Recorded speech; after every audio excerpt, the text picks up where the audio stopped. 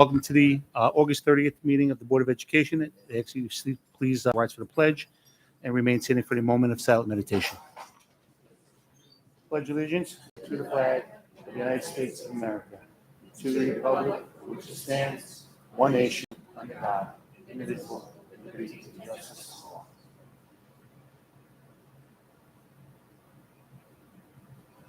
Thank you. I'm going to turn the meeting over to Dr. Pelletieri to provide us with the WSHM Superintendent's report. President Scavo, thank you so much. The first thing I want to do is bring up some members of our staff, some proud members of our staff. Ms. Stulovich, our principal, and we're going to bring up a young man by the name of Jefferson Martinez Lopez. Many folks tonight have red bags like this, and Jefferson is the young man that won an award. He won the Operation Safe Stop Award. And Michelle, you have it there. Yeah, you can give us a little background. Do you mind? Michelle, can you give us just a little background? Jefferson. Venga. So, por favor. In this past spring, we received an email from Perfecto. Legislator Caracapa's office that they were doing a poster contest for elementary students for Operation Safe Stop, and so we naturally reached out to all of our elementary schools and asked the principals to have their students come up with a poster to promote this program. So after reviewing hundreds and Literally hundreds. I even got hundreds and involved hundreds of posters, right?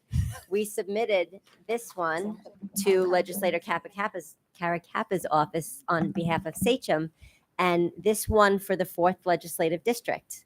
So we were all very excited about having, our poster win. And then we thought, well, how can we recognize, the work that Jefferson did? And we had received in the fall of last year the Stop Arm Camera grant from Suffolk County. And those funds are required that we use them to promote the bus safety and stopping for the stop sign when it's out on the buses. So we thought we were trying to come up with some ideas on how we could promote that program. And I have to give kudos to our purchasing department, and specifically Alyssa Hull. She came up with the idea of the magnet that's in those bags. So if you look inside of your bag, there is a car magnet or refrigerator magnet that we originally made into, from the poster. And then we were trying to come up with some more ideas, and that's where the reusable shopping bag came out. We have pens, we have pencils. And for our secondary students, we had planners made this year that have all the rules of the road for, driving around school buses, since those are our students that are going to be driving soon. So that's what we did with the funds, and we just wanted to recognize this for Jefferson.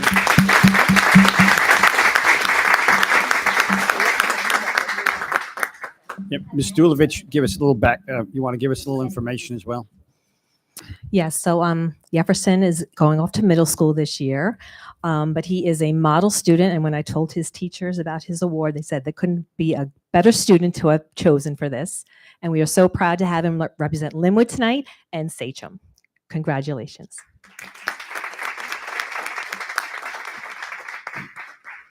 So go ahead, introduce yourself as well, our staff member. Hi, I'm Mrs. Liberatore. I'm an E&L teacher, but I was here to translate for Jefferson and for his family if needed. Yes, you're needed. So I just want to ask Jefferson what he thinks about all this happening. That he's on, his drawing is on a magnet. His drawing is on Operation Safe Stop bags. So, ¿qué piensas de todo? Él ganó el concurso del dibujo y tu dibujo es en una bolsa que cada estudiante en el distrito va a recibir. Yo no lo estaba esperando. Okay. I was not expecting to. You can, if you want to say it in English, you can say it in English too. He was not expecting it. Okay. Are you a artist in training? Are you going to be an artist when you grow up? No? No? I see you have a Marvel shirt. You could draw up comics, or what do you want to do? Like when I grow up? Yeah. A soccer player. Soccer player. Oh, very nice. Very nice. Do you play currently for SACHM? Are you on any of the teams? Are you playing a private club? Or No, I'm not playing yet. you're not playing yet? Okay. Who's your favorite player? Messi? Yeah, I figured. All right. Well, congratulations. We're going to take a photograph with you. Okay.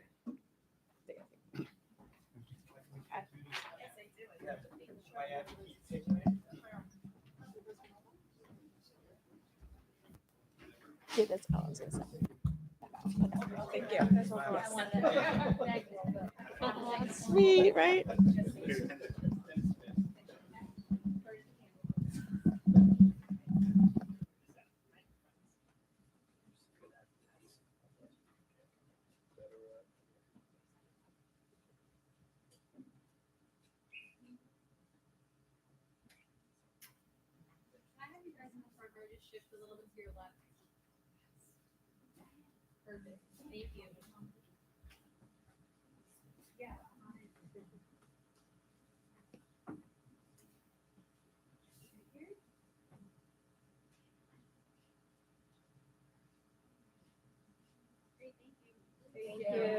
Congratulations. Wait, Mama's picture. Wait, Mama's picture.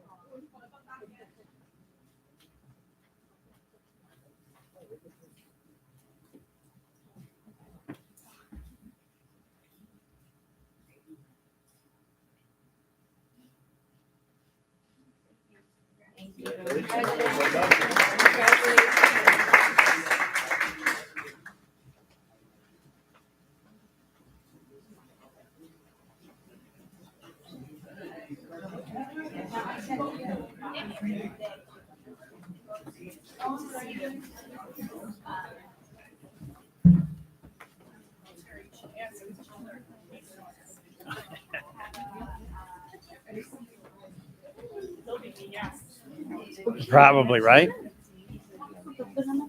Allison, let her tell them that if they want to, they can go.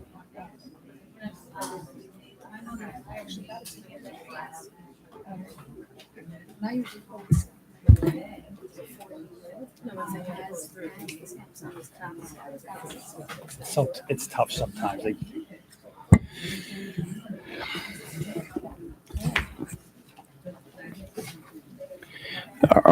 Our next announcement insofar as superintendent's report, I just want to talk about the opening of schools next week.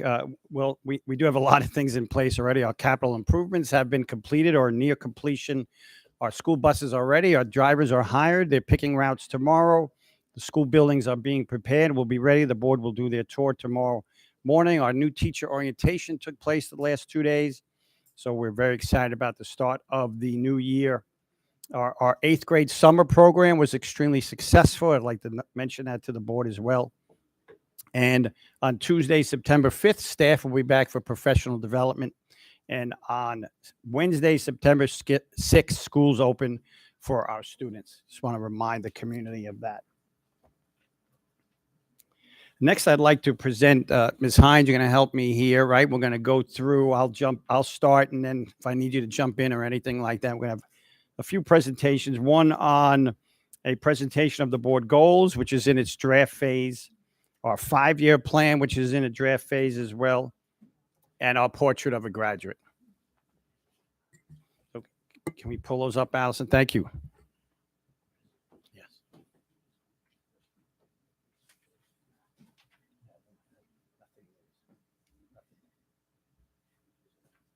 Sure, I can do that. In old business, we do section 1, and I'll add that. It's usually where I talk about it. Okay, Allison, thank you. That means we can go to the next slide. Who's doing the slides? I'll pull on my ear, and then you'll know to. Thank you. As always, the most important thing we can do for our parents and our community is provide our staff as well. Certainly, provide safe and secure schools. We are always looking to improve and layer security here in the district. We have some new goals for us this year: installation, utilization of entrance and exit license plate readers. Every single building will now have license plate readers. We will know who is coming on our campus when they arrive and when they leave. A very important, I think, layer of security, and that is happening this year, was budgeted for last year. We will continue our partnership with Northwell, improve community and staff attendance at workshop offerings. That is one of the things that we wish to do. That's one of our goals. There are a great many opportunities through Northwell Health for mental health practices for parents, students, all types of workshops, and we'd like to make sure that we get that word out. We have the RAVE application on our phones. In case of emergency, staff can utilize that RAVE application, and there's been training about that, and it will be ongoing. A scholarship is a new method by which we will take attendance with our students as they enter the building. They will scan their ID card into the building so we know who is in and where they belong. For example, if a child comes in who had been suspended, let's say, there'll be a bit of a bell that goes off that notifies the staff there that that child needs to be spoken to. The scholarship will be at the lunchrooms, the bathrooms, the library. Make sure kids are going where they are supposed to be. Make sure they enter where they're supposed to enter. We are expanding our external Wi-Fi for our security guards who are across our campuses. We have 9 new security guards. I'm not going to talk about specifically where they are, what they do, but there are additional security being hired and utilized throughout the buildings. We have a door hardening capital project. We're replacing locks, hinges, windows, etc., to harden our doors and again make them safer. And an important issue for us, and something I've talked about the last few days with our administrators and our teaching staff, is the culture of care, making sure that our students recognize it.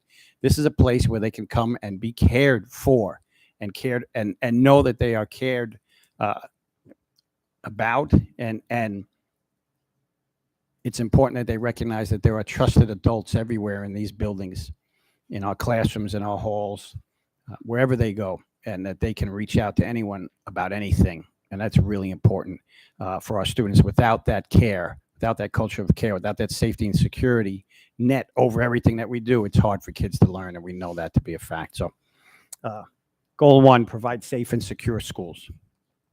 Ms. Hines, you want to go forward? So what we're going to do is go through these somewhat quickly because we do have a lot to do tonight, and certainly these will be posted, and we'll take feedback from the community and feedback from the board, and then we'll finalize these goals. We don't make them in a vacuum. We do want input from folks in the community and the board.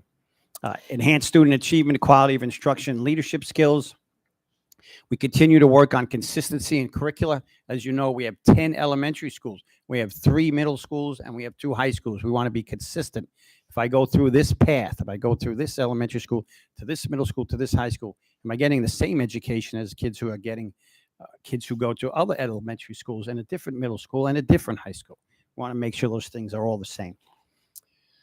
The Tri-State Consortium is an organization. It's a peer review organization. We have a visit this year. They'll come and speak to the board. They'll speak to students. They'll speak to staff. They'll speak to community members about the success that we are seeing here at Sachem, or quite frankly, if there are areas where we're struggling, they can help provide support. We want to obviously deepen student engagement, look again at project-based learning and the flipped classroom, where we do some of our work in the evening on video and things like that, and the students and teachers work together the next day on those lessons.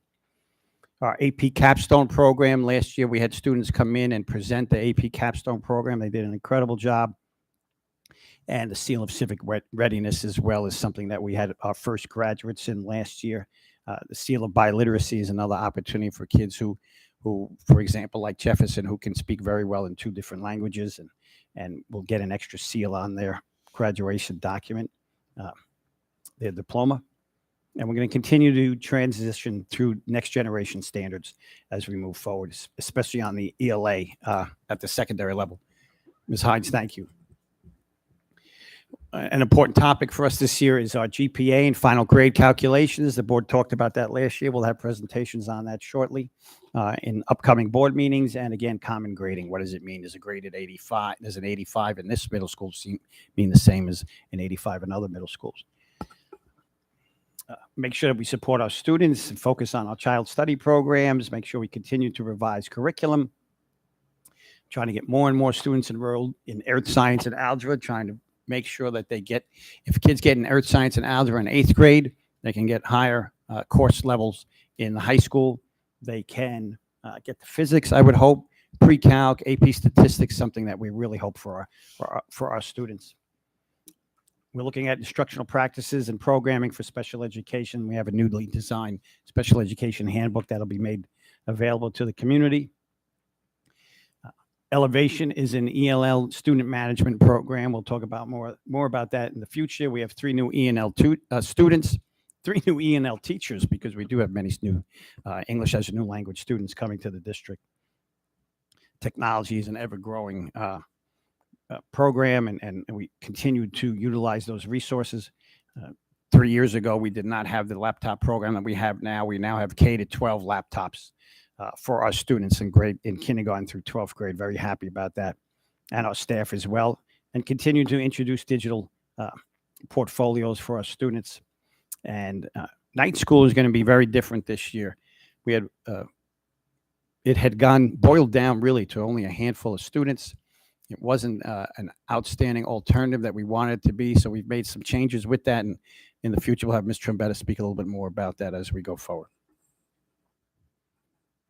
Go ahead, Ms. Hines.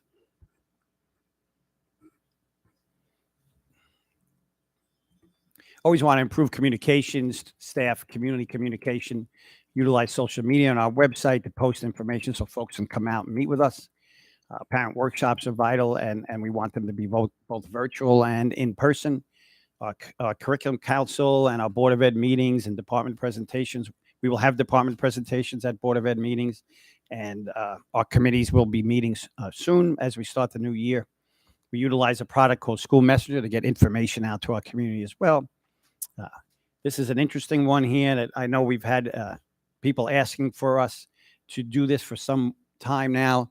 Some of the districts around us, Smithtown, Hauppauge, have bus GPS parent apps, and that's something that we're looking at doing as we go forward. We want to make sure we do it safely. Obviously, parents get a code so that only they can see and log in and set up a program so they see when their child's bus is going to arrive. It's very helpful for parents in these other districts. From what I'm told, I know we've asked for it for some time, and it's something that I asked Michelle to work with transportation on. They are working on that now.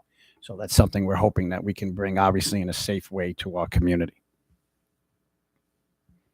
Fiscal responsibility and accountability. Usually I have Michelle speak to this, but again, due to time constraints and other presentations tonight, we obviously want to manage our reserves, doing an outstanding job of that over these past several years. Our capital projects are completed, and we will see some of that work tomorrow on our board tour. If anyone here goes to Sagamore, has children at Sagamore, you're going to see a completely new redesigned parking lot there. We want to obviously have a sustainable budget process and transparent, get feedback from the community. We're looking at placements with our Office of Student Services and Special Education.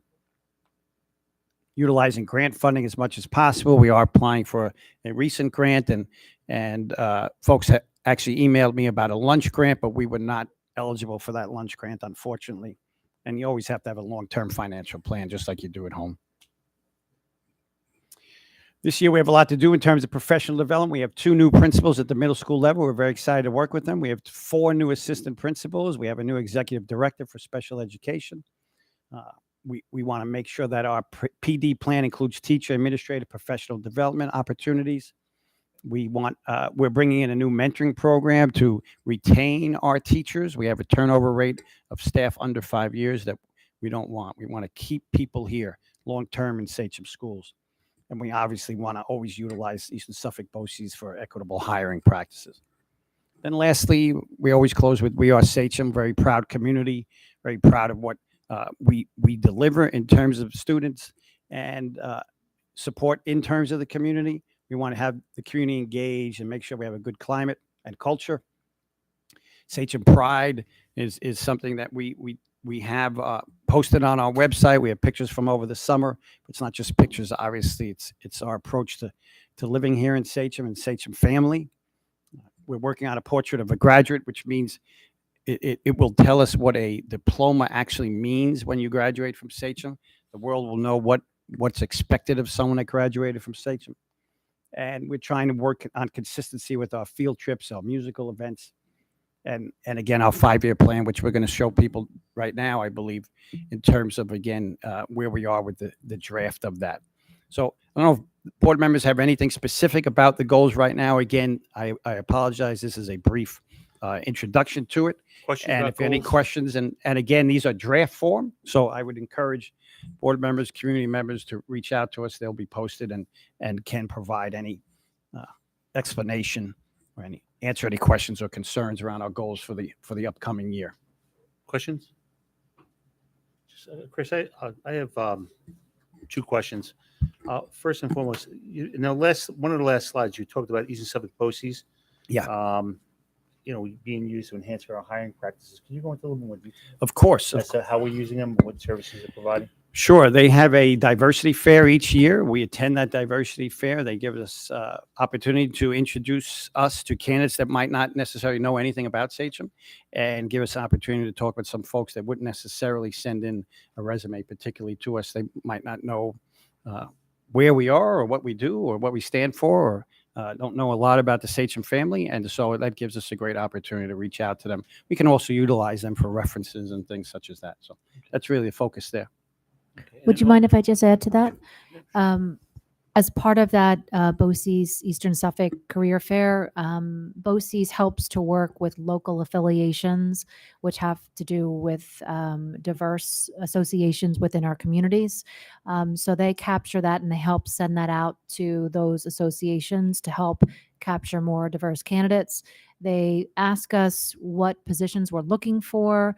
We work among the various Suffolk groups that are part of that community. And then we also in turn then utilize that for our own posting purposes, where we work out through local diverse associations, and Handshake, which is another website that goes out to colleges and universities across Long Island and across the state. Great, thank you. You answered both of my questions. Oh, fantastic. Thank you. Any other questions? Hands up. Ms. Hines, can we go to 5? Thank you.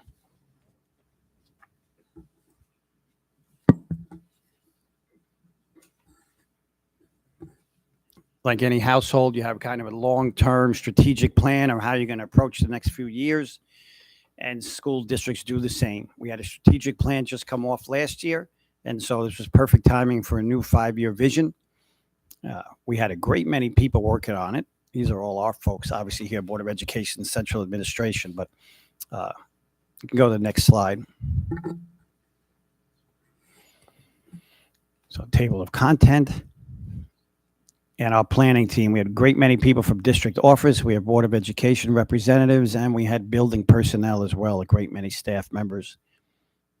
We also had students and community members. So we thank each and every one of them for coming to the several meetings that we had, and we'll continue to have meetings. Our mission statement talks about kids of great character, being highly competent, confident, caring, something we really truly believe in, and we want to back up, and we want to make sure our vision has that embedded in it. So Portrait of Graduate, again, captures our goals overall, and we have these 6 what might be pride points.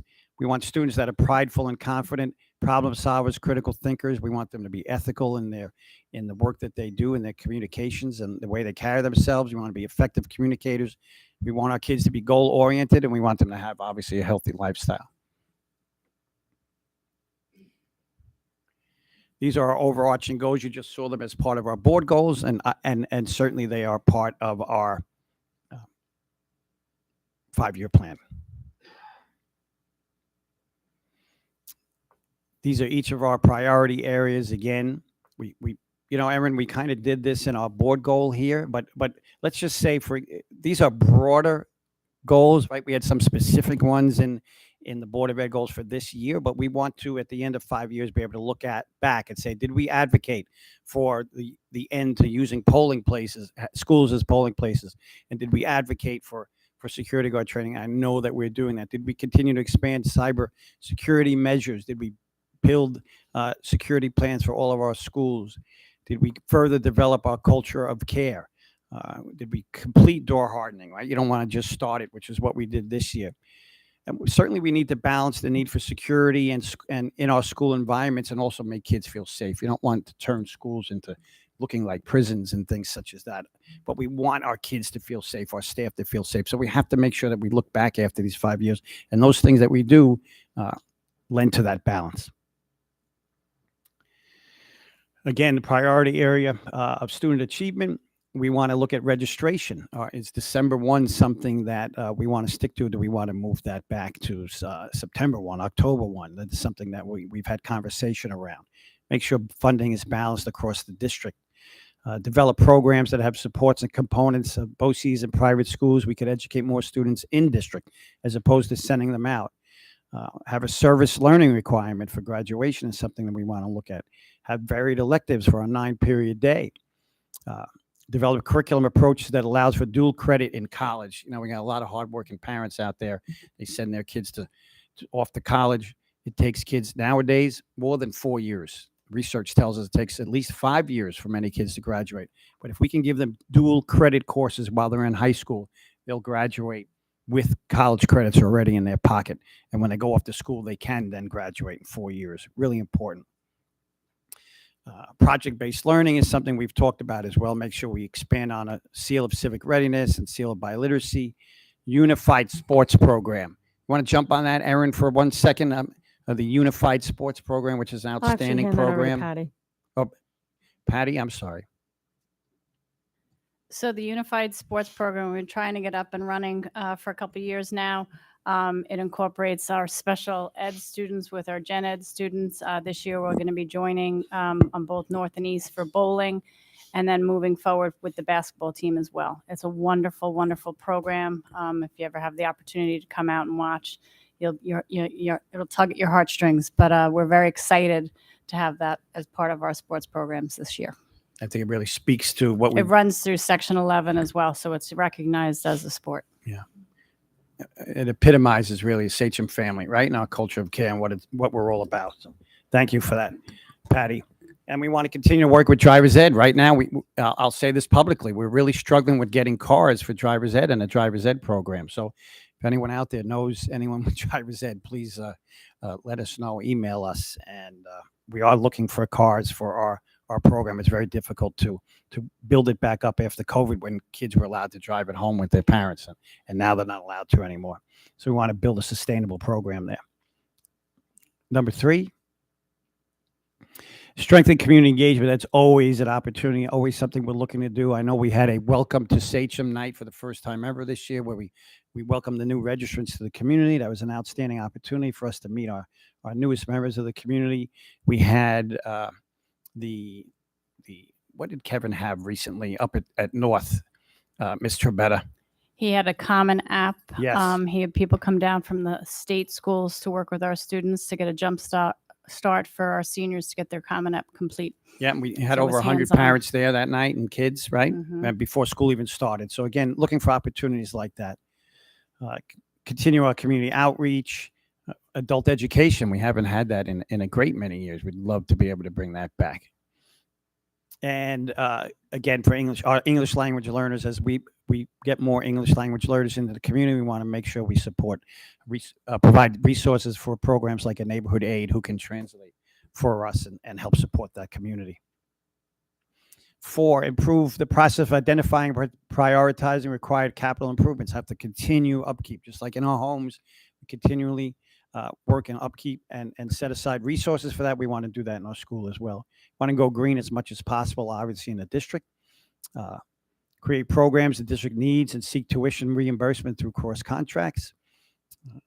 The state has authorized and put into legislation and regulation that we must move toward electric busing in the near future, and we'll have more conversations around that. We want to have a fiscally responsible 5-year budget plan, obviously, and continue to budget, make sure we improve the grounds, the buildings and grounds. Well, number 5, we can go back. Went a little bit too far. Thank you so much. Formalize a partnership between Curriculum Council and the district's professional development teams. Continue to work with our Board of Education around the goals. Our mentoring program is going to be a new program. New teacher orientation has been rebuilt from the ground up. We're using our own staff to work with our teachers today. Mr. Tuffer and Ms. Tucci, 2 of our elementary principals, spend time with our new teachers, talking about and teaching them about differentiation, which was a great opportunity for us. Provide, again, technology is always at the forefront, and we need to make sure that we do not fall behind our students and have them more technically advanced than we are. An annual professional performance review, which is APPR. We got to make sure we're on top of that as well. Number 6, we want to strengthen our relationship with alumni. So important that we continue to bring our great folks back. Explore the community creation of Sachem Schools Education Foundation. I had a great lunch with a community member today. Graduated back when I graduated high school, and started to lay some groundwork about creating an education foundation that could raise funds that teachers could write grants to. Those funds come back into our schools to help support our kids and our students' education. Looking to do that. Some districts around us have great models of that. I'd like for us to have that in Sachem as well. Make sure we continue to tell our story in and around and beyond Sachem, that people know who we are, what we stand for, what we're doing. And we want to have a graduate program for those that want to go into the field of education. You see me many times here. We commend our students. We talk about these scholars that we have, and I always tell them, come back to Sachem. Come back to Sachem. I'd love to have a real program in place that encourages them and creates a pipeline for that. Make sure we continue to imbue all we do with our culture of care. Make sure that kids recognize, staff recognize that we care about them, that they're more than just a number, that they are someone that belongs, is a part of our family. Really important, Sachem family. And those are our areas and priorities. Again, they're broader purposefully because there's a lot that goes within them. This committee is still meeting, Ms. Hines, correct? We have a meeting coming up in September or October, or did we detail that out yet? We're just waiting to make sure that all the committee members want to return. And then we'll be also using this work through our curriculum council to expand on our board goals, like what we did last year, and expand on this in our portrait of graduate. Okay, outstanding. Thank you. Questions about the 5-year plan? Stephanie? Some of the stuff we're close to attaining or have attained. So how are we showing the community that we're attaining the goals? Because there's a lot of words, which is awesome because we're telling the community, but then are we showing them that we're actually reaching our goals? So for example, capital projects, right? That is ongoing. So that's something we're going to have as part of our strategic plan. Make sure that we still provide resources for it. But yes, we'll start to see Ms. Sarakis has presented in the past about some of the capital projects. We'll continue to put pictures on the website to show people the changes that we've made and things like that. So when you say close to attaining, that will be an ongoing one. I mean, that's just an example of that. But One of the reasons I say that is I had someone reach out and make a comment that our committees don't really do anything, and that's not true. So if there's a way we could show, how productive, especially last year's committees were amazing. So if there's a way we could highlight that for the community so that they see the positive gains and not always see what we're working on and what we're complaining about, but the stuff that we're actually achieving. Yep. At the end of each year, we try to do a presentation that kind of brings everything together. And for example, we're about to go into portrait of a graduate. I mean, that was committee work done all year last year. It's fantastic work. So when we present those things, that's an opportunity for folks to see that. But if there are specific concerns around things that people have, you can certainly refer them back to us. It's a different question. Can you explain what getting cars means for adult ed? Is that how it wrote it? You're confusing me. Driver's ed. Right. What did I say? Adult ed. Oh, yeah. No, driver's ed. We right now we don't have a program. We don't have a car service getting cars. We don't have a car service. I guess maybe we could have wrote it that way. Some of them have closed down, right? Yes. Because that's what happened. Yeah, I've seen many empty storefronts for that. So we need businesses that actually provide the car. Okay. Yep. Now we could, as a board, decide in the next 5 years to dedicate resources to running our own program and purchasing our own cars. How much is that? That's the 5-year plan. I don't have that in my pocket right now, Stephanie. Okay. And then I love the adult ed part, especially in the special needs community. A lot of the students graduate and need something to do after they graduate. So having adult ed classes available for them, there's a huge community that's always looking for things to do. So that's amazing. Okay. You're not allowed any more questions anyway. How many is that? Earlier in the day, Stephanie said that she had a board goal of trying to be out of here by 10 o'clock Yeah, tonight. yeah. I have not crisis, but chaos at home right now. Yeah, So we have community members that are interested in a presentation also that comes after mine. So okay. Any other questions? Chris, I thought you did an excellent presentation. Obviously, there's a lot of work, a lot of great things that are happening now, but a lot more work that needs to be done, to get to where we need to be. Portrait of a Graduate, was an excellent, phenomenal I concept. didn't show that up yet. I'm going Yeah, to still we're show gonna that. talk but- about that. Yep. But once again, leading into that, it's very important that those goals come to fruition so we can actually generate the graduate that we're looking to Mhm. generate. So, But Mr. Scott, President Scott, we never stop, right? Anytime you stop and look back, then you're going to get run over. So we are always looking forward. We're always moving ahead, and we're never satisfied. Okay, Portrait of a Graduate. Again, what does that piece of paper mean, that diploma that says Sachem across the top and has your name and it's signed by Dr. Pelletieri and Mr. Scott? What does it mean? What does it actually mean? And so we want the community to know that when they get someone from Sachem, this is what they're getting, that they're getting someone that's confident and proud, that they're respectful and connected to the district and community, and they will take risks and be successful in their own paths. Sometimes kids grow up, they don't want to take risks, especially I think a lot of our kids today, very different time than we were growing up on our bikes and riding dirt bikes around town. Things like I think we're different time period. The kids are a little bit different, and we want them to take those good risks, those safe risks, but they have to take risks to grow. We want them to be effective communicators. They're able to listen, express thoughts, articulate their ideas, work well with others. Really important that we do that. Ethical, that they know the difference between right and wrong, have integrity, trustworthy, responsible, and accountable individuals. Problem solvers and critical thinkers. Students are thoughtful, curious, resourceful, motivated, think out of the box or through a different lens. Goal-oriented. Students are lifelong learners, creative, adaptable, committed to growth, embrace failures, self-aware, motivated to continue their journey. There's a book out now, Failing Forward, and it's just about, and Larry Page, who created Google, also talked about, he said his software engineers are not failing fast enough. They have to fail faster so they can continue to move ahead.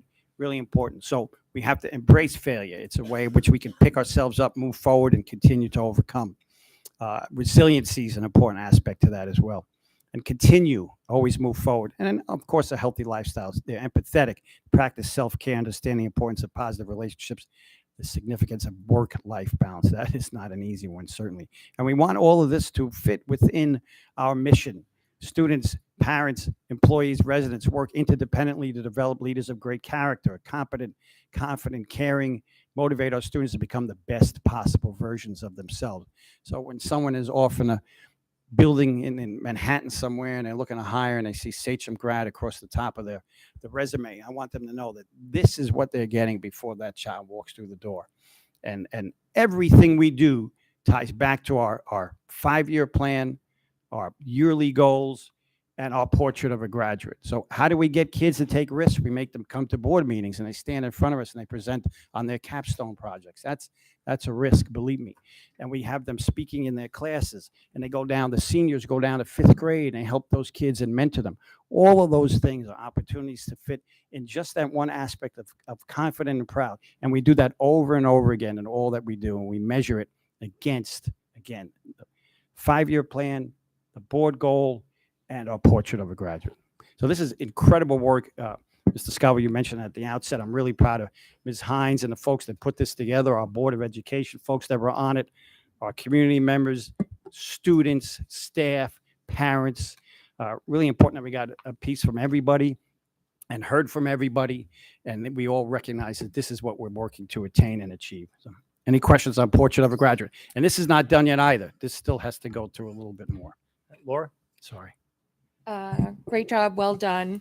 I would like to see, though, us also address introducing our students to trade schools, making it more acceptable to go to trade schools, not just focusing on college, but college and career ready. And I don't know if that'll be part of the 5-year plan or part of the portrait of a graduate, but I've really seen a lot of things across social media that are done in other schools, other states, where teachers come in or they have people come in that work as chefs, as construction workers, as all different areas, and come in and talk to students or teachers wearing shirts from companies that hire students, like even the company my son works for. They want to come in and see if they can get graduates from Sachem that are interested in going into the workforce for construction or things like that. So I would like to, in somewhere in here, see a focus also on students not going to college or going to trade schools. You're exactly right, Miss Slattery. We need more kids going into the service industries. They're incredible jobs. They're great opportunities. They can make a heck of a living on Long Island for their families. Really important.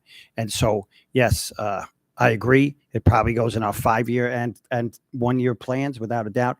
And college and career readiness would encompass all of this. I don't need to go to Brown University to live this life here. I need to graduate from Sachem to have this. But you make a great point. We'll go back and look at that. Thank you. Okay. Stephanie? To add on to what Laura said, like have career nights, have direct to apprenticeship programs where trades could come in and offer our students either an apprenticeship during summer, for their 11th into 12th grade summer, and then they'll be ready to work with them in the graduation after 12th grade, stuff like that. What we saw from the Hamptons, what they did was they collaborated with a closed down club basically and turned it into a resort, and they had their students and adult education people go back and learn how to be part of their trade. And what was it, 30% were hired to work? It was 40% were hired to work At in least. So it was the Yeah. old CPI that's now a big resort. So they partnered with Riverhead, Hampton Hampton Bays School District, and they ran an adult ed program that was fully funded through this business, and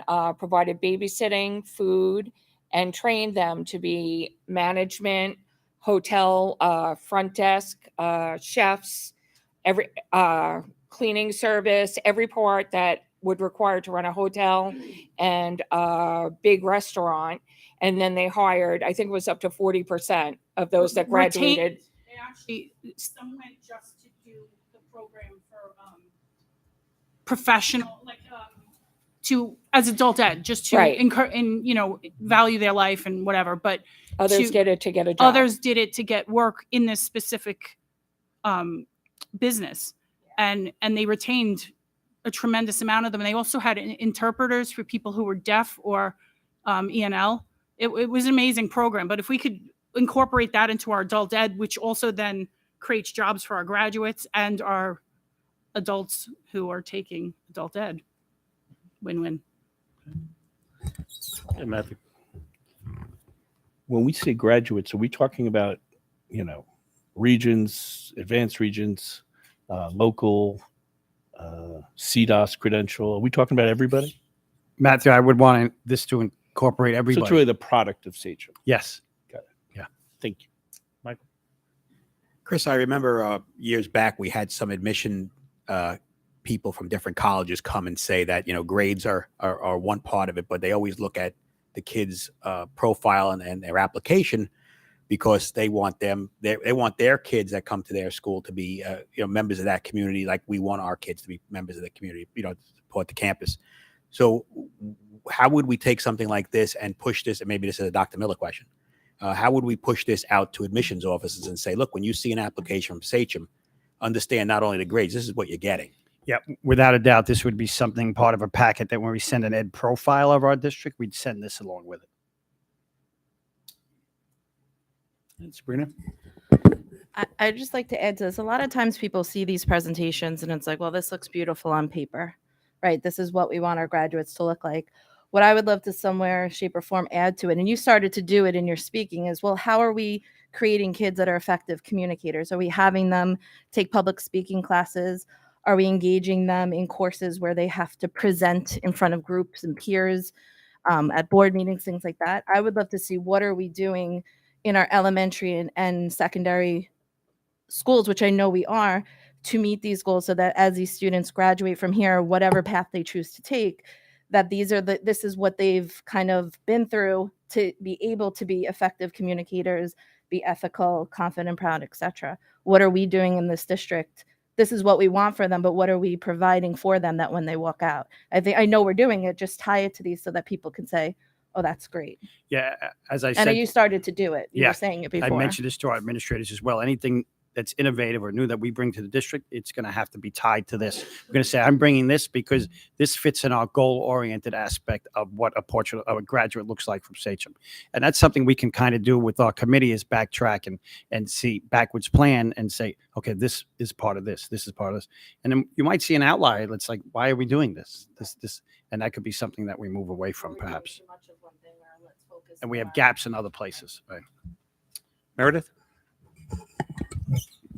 I think it's great that we're doing this, and I think that the younger we start teaching our kids what this is, instead of just being a presentation or just being programs that we as adults bring, but we should be telling the kids from a very young age that to be a Sachem grad, it means to be X, Y, and Z. I mean, I've been in this community for a little over 20 years now. I grew up elsewhere.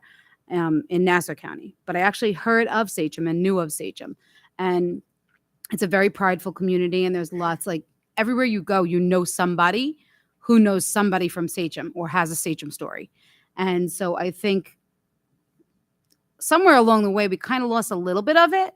And I think that this will definitely help us get it back, but starting them at a younger age instead of it just being a bunch of adults making presentations, I think would be really helpful. We talked a little bit about branding this, putting it on a lot of the things that we do that we push out, and talking with our elementary schools about doing lessons around this for our kids as they come up so they know what it means. Questions? Chris, the only thing I would add is that, in hearing, obviously CTE is an up and coming, it's exploding. More and more kids are going into, career and technical education. Is that maybe we should have some type of, box up here that says college and career ready. And with that, what we want our graduates to understand is how to write a resume, how to write a cover letter, how to use, different media formats to obtain jobs, interview skills. These are things that kids are lacking. I mean, we just went through a period of time where every restaurant, every, company was, help wanted signs were in the window. And there were more jobs than there were actually people applying for them. And I think sometimes, kids don't, they graduate. I mean, I see it even at my level, 11th to 12th grade, they're graduating a career and technical high school, and they have no idea how to write a resume. And I know we do it. I know that we have classes and programs and teachers that teach that, but how can we unify it so that it's across the district? So kids know how to obtain a job, they know how to keep a job, they know how to interview, because those are the skills that they're going to need once they leave here. Whether they go to college or they go directly into the workforce, those are the types of skills that they need to have. So, it's funny, I'd written down here, before we even had, opened this up for conversation, and Laura kind of touched upon it. What can we do to get kids jobs and really showcase our kids? I wrote down, at our particular center, we actually have a job placement department where businesses can actually call, okay, and folders are created where students can actually go to an office to see what jobs are available, whether they're seasonal, whether they're permanent, whether they're apprenticeships. Do we want to look at, having some type of job placement office within our guidance department where we can have a list of ongoing employers looking for students to work? I know I send several students, each year throughout the course of the year to that job placement department because they're in desperate need. They need a job, maybe their past employer closed down or things got tight at home or, unfortunately you see situations where maybe one parent lost their job and now a child is looking to contribute and help out. So is that something we want to do where we put it out to the Sachem community and beyond the Sachem community that, look, if you have available positions, we're willing to take the information and put it in a binder, and students can actually have access to that office if they're looking for jobs specifically in automotive or specifically in the service trades or whatever the case is. So, but just some suggestions. I mean, it works. I know that all of our 3 BOCES in Long Island actually do that.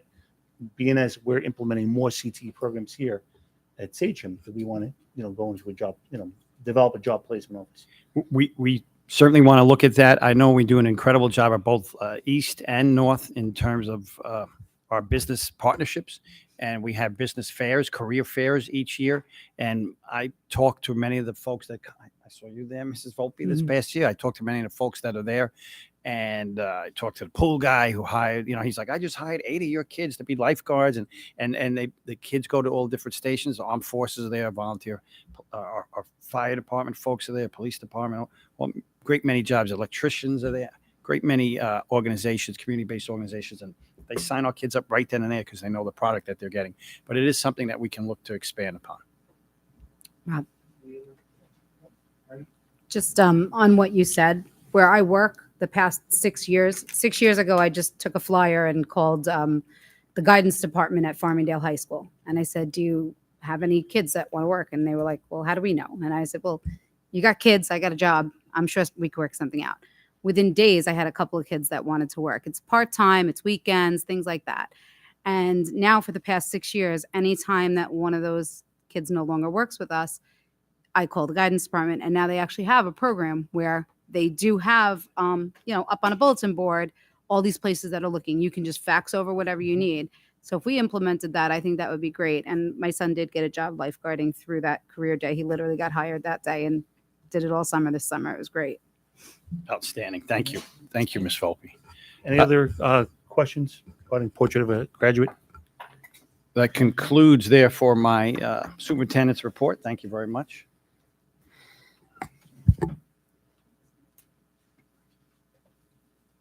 It brings us to approval of minutes. I need a motion to approve the minutes of August 16th.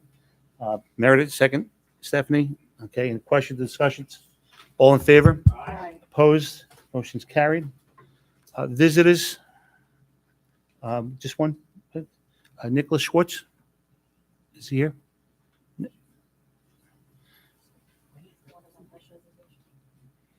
It's coming. Yeah.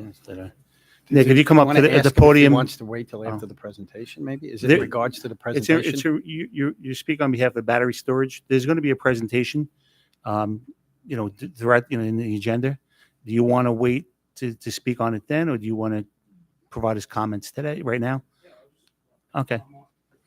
Okay, is that microphone, just make sure the microphone's on so folks at home can hear it.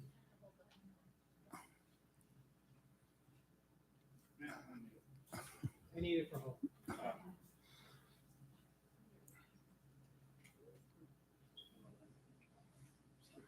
Got a powerful voice. I know you do. Oh, How are you? good. How are you? Thanks. Hi, my name is Nicholas Schwartz. I reside at 21 Sussex Lane, Lake Grove. I went to Sachem from kindergarten to senior year. This was actually my junior high. My brother went here when it was still south. So I'd just like to share some comments about the battery storage and how it's a good thing for our community. Development of battery storage is really important for our community, and it will help make our grid more resilient during times of peak demand. It takes years of careful planning and public vetting to make it come to fruition.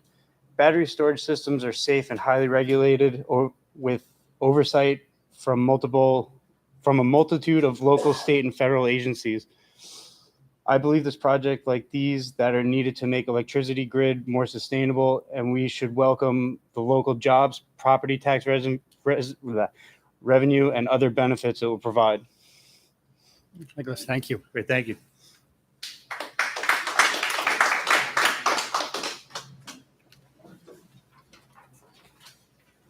Okay, item 3 is business items. We have consent agenda 3A through C. The motion, please. Matthew, second.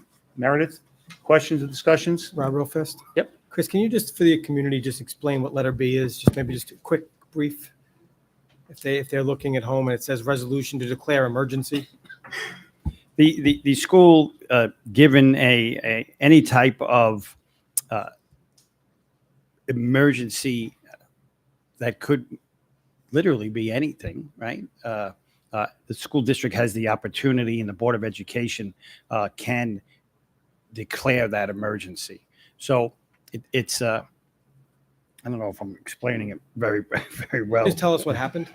Are you able to tell us what happened and Do you want? why we're doing this? Do you want me to? Yeah, please. So when we declare an emergency, we're allowed to go outside of our normal purchasing regulations and bring somebody in to take care of whatever that unforeseen circumstance is. So in this case, when we were doing the renovating the parking lot at Sagamore, and they dug up the old parking lot and they were excavating the soil, we found some old construction debris that we're estimating goes back to the 1970s, possibly, when there was an extension there.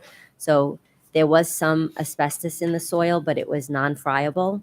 But there was also some lead tiles in there so we just had to bring in an abatement company to clean out that soil, and that's why we're declaring the emergency. Thank you. I apologize, Mr. Pickerel. I wasn't really clear No on what you requesting of me. I'm sorry. So we have any other questions on items 3A through C? I have a motion and a second. All in favor? Aye. Opposed? Motion's carried. Item 4, we have personnel consent agenda A through U, okay, which is teachers. Any motion, please? Ms. Isernia, second. Dr. Diamond, questions or discussions? All in favor? Aye. Opposed? Motion's carried.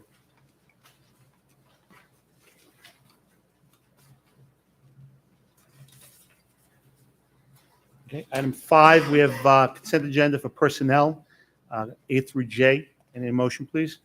Stephanie, second. Sabrina, questions or discussions? All in favor? Opposed? Motion's carried. Christine, anybody? We'd just like to recognize all the hard work and dedication that all of our staff have done, administrative, supervisors, teachers, staff, to hire all of our folks for the start of the school year, clerical. We have folks who are part-time, full-time, leave replacements, hall monitors, food service workers, cooks, security, teachers, teacher assistants, aides, monitors, TAs. We have so many positions that we need to get buttoned up to make sure we have folks in place for the start of our school year. We'd like to welcome them all to the Sachem family as we talk about, this time next week, things being in full swing. So welcome to you all, and welcome to the Sachem family. And Ms. Capolitan, you humbly left out yourself and your department. Personnel in the summer is on fire. And I want to thank you for all the work that you do in that office, your leadership and the folks in that office, clerical, everybody who make sure that our kids on opening day, the start of the new year, are ready with their teachers and staff. So thank you again. I want to extend that heartfelt thank you to you and your department. Thank you very much. And I work with exceptional teams. So thank you. Item 6 is personnel for administrators. Any motion, please? Ms. Isernia, second by Sabrina Pickowitz. Questions or discussions? All in favor? Opposed? Motion's carried. If I could just take a moment. Joining us this evening in the way back, we do have Krista Fee. Krista, would you mind just doing a little shout out as you're here? Hi, Krista. So we went through a rigorous interview process, multiple days, lots of applicants for this assistant position in special education in our administrative unit. Krista's coming to us. Most recently, she's actually an assistant principal in Copeg Middle School. She's also been a coordinator for special education in the Huntington School District and 19 plus years in the field of education, specializing in special education. We're so glad to have you as a part of our team and our administrative staff as we talk about making sure our special education students get everything they need, and as we talk about making sure that our staff are well prepared to be providing services. So welcome aboard. Congratulations, Krista. Okay, item 7 is contracts. We have a consent agenda A through M. A motion, please. All right, Stephanie, second. Ms. Isernia, questions or discussions on any of the contracts? All in favor? Opposed? Motion is carried. That brings us to item 8 on page 26. Action items. I need a motion for item A. It is the conference attendance for Ms. Floria. Ms. Isernia, second by Ms. Meredith Volpe. Questions or discussions? All in favor? Opposed? Motion is carried. Item 9, okay, is item A is donations from Vincent and Ginger Esposito. Any motion, please? Alice Picarillo, sorry. I got to separate you two. Alex Picarillo, motion. Second, Ms. Isernia. Questions or discussions? All in favor? Opposed? Motion's carried. Sorry, Alex. Yep. Item 10, policies. Okay, we have the, it was the second, is this second reading? Second reading of policy 5300. I don't think we take action on this. We do take action. Is this the final? Okay. Any questions about this particular one before we put it to a vote? Everybody got the very detailed 52-page policy 5300. And a motion to approve. Ms. Isernia, second by Ms. Meredith Volpe. Questions or discussions? All in favor? Opposed? Motion is carried. Can I just jump in for 1 second? I apologize, but again, code of character. If you look in our mission statement, the word character is there, not conduct. That's just an example, again, of what we want to instill in our kids, character as opposed to conduct or discipline. So while there's discipline certainly in the code of character, we're raising young men and young ladies of character, and that's why it's important that we adopt a policy like that. And I thank the board for their consideration, the adoption of that policy, and the work that went into creating it, Ms. Trombetta and your team. Thank you very much. Item 11 is Committee on Special Education. We have a consent agenda A and B. Any motion? Stephanie Volpe, second by Matthew Bauman. Questions or discussions? All in favor? Opposed? Motion's carried. Item 12, monthly reports. Any updates on monthly reports? I know we're going to be kicking off our Board of Education committees very shortly. The expiration for the applications to sit on those committees it was coming up to today, actually. Right? Yes. So at this point, we're going to be charged with picking committees with the applicants that submitted. And that's something that I guess, Chris, you're going to discuss that later as far as the process? Yes. All right. Any updates from any other committees? No? Okay.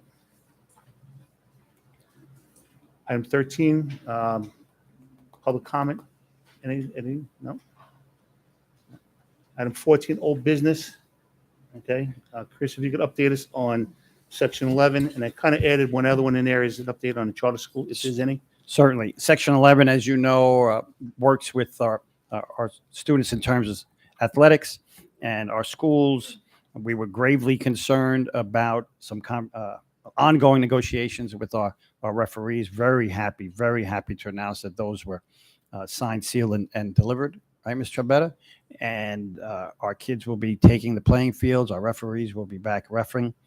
Really important to note that one of the main concerns was the way, unfortunately, folks behave in the stands in terms of feeling that they are going to dictate to the refs what they do right and what they do wrong. And as a parent of a young hockey player many years ago, I am chagrined to say that I got upset one time with an official, and I was not escorted out or anything like that, but I was reminded that I am a dad sitting in the stands and not an official. And so we need to just recognize that, remember that ourselves, that we are not to address, bully, cajole in any way, try to impact the game, the refereeing, anything like that. And we have very strong policies in this district that will lead to people being removed from stadiums and games if they persist. And certainly we have gone so far as to ban folks from seeing their own kids play because of the behaviors that they have at some of these games. And that is truly unfortunate. And we don't ever want to get there. So we want to recognize that our code of character involves our parents as well, our coaches, the kids on the teams, the people in the stands. It's really important that we act as we want our children to act, and we behave in a way that is respectful and make sure that we take care of our refs. Without our refs, we don't have those games. So really important that we do that. So glad that has been put to bed and that we're moving forward in that direction. And as far as charter schools, unfortunately, there is no update. We have got no information additionally from the state in regards to the charter school application. I'm going to imagine that is going to go forward. We continue to work to place staff. We had to hire a nurse, and we're very close to being able to do that. but there isn't much more of an update beyond that, unfortunately, Mr. Scavo. Any questions? Meredith? Just quick, going back to section 11. Yes, as a parent of an athlete who's going into senior year, it was pretty trying to think that we might not have officials.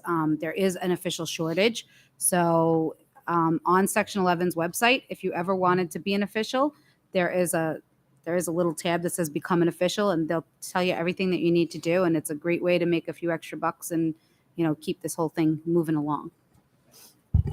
Laura? And again, just further commenting on the code of conduct, not only towards referees, but we've seen it, parents also get out of hand with our coaches, threatening them, screaming at them.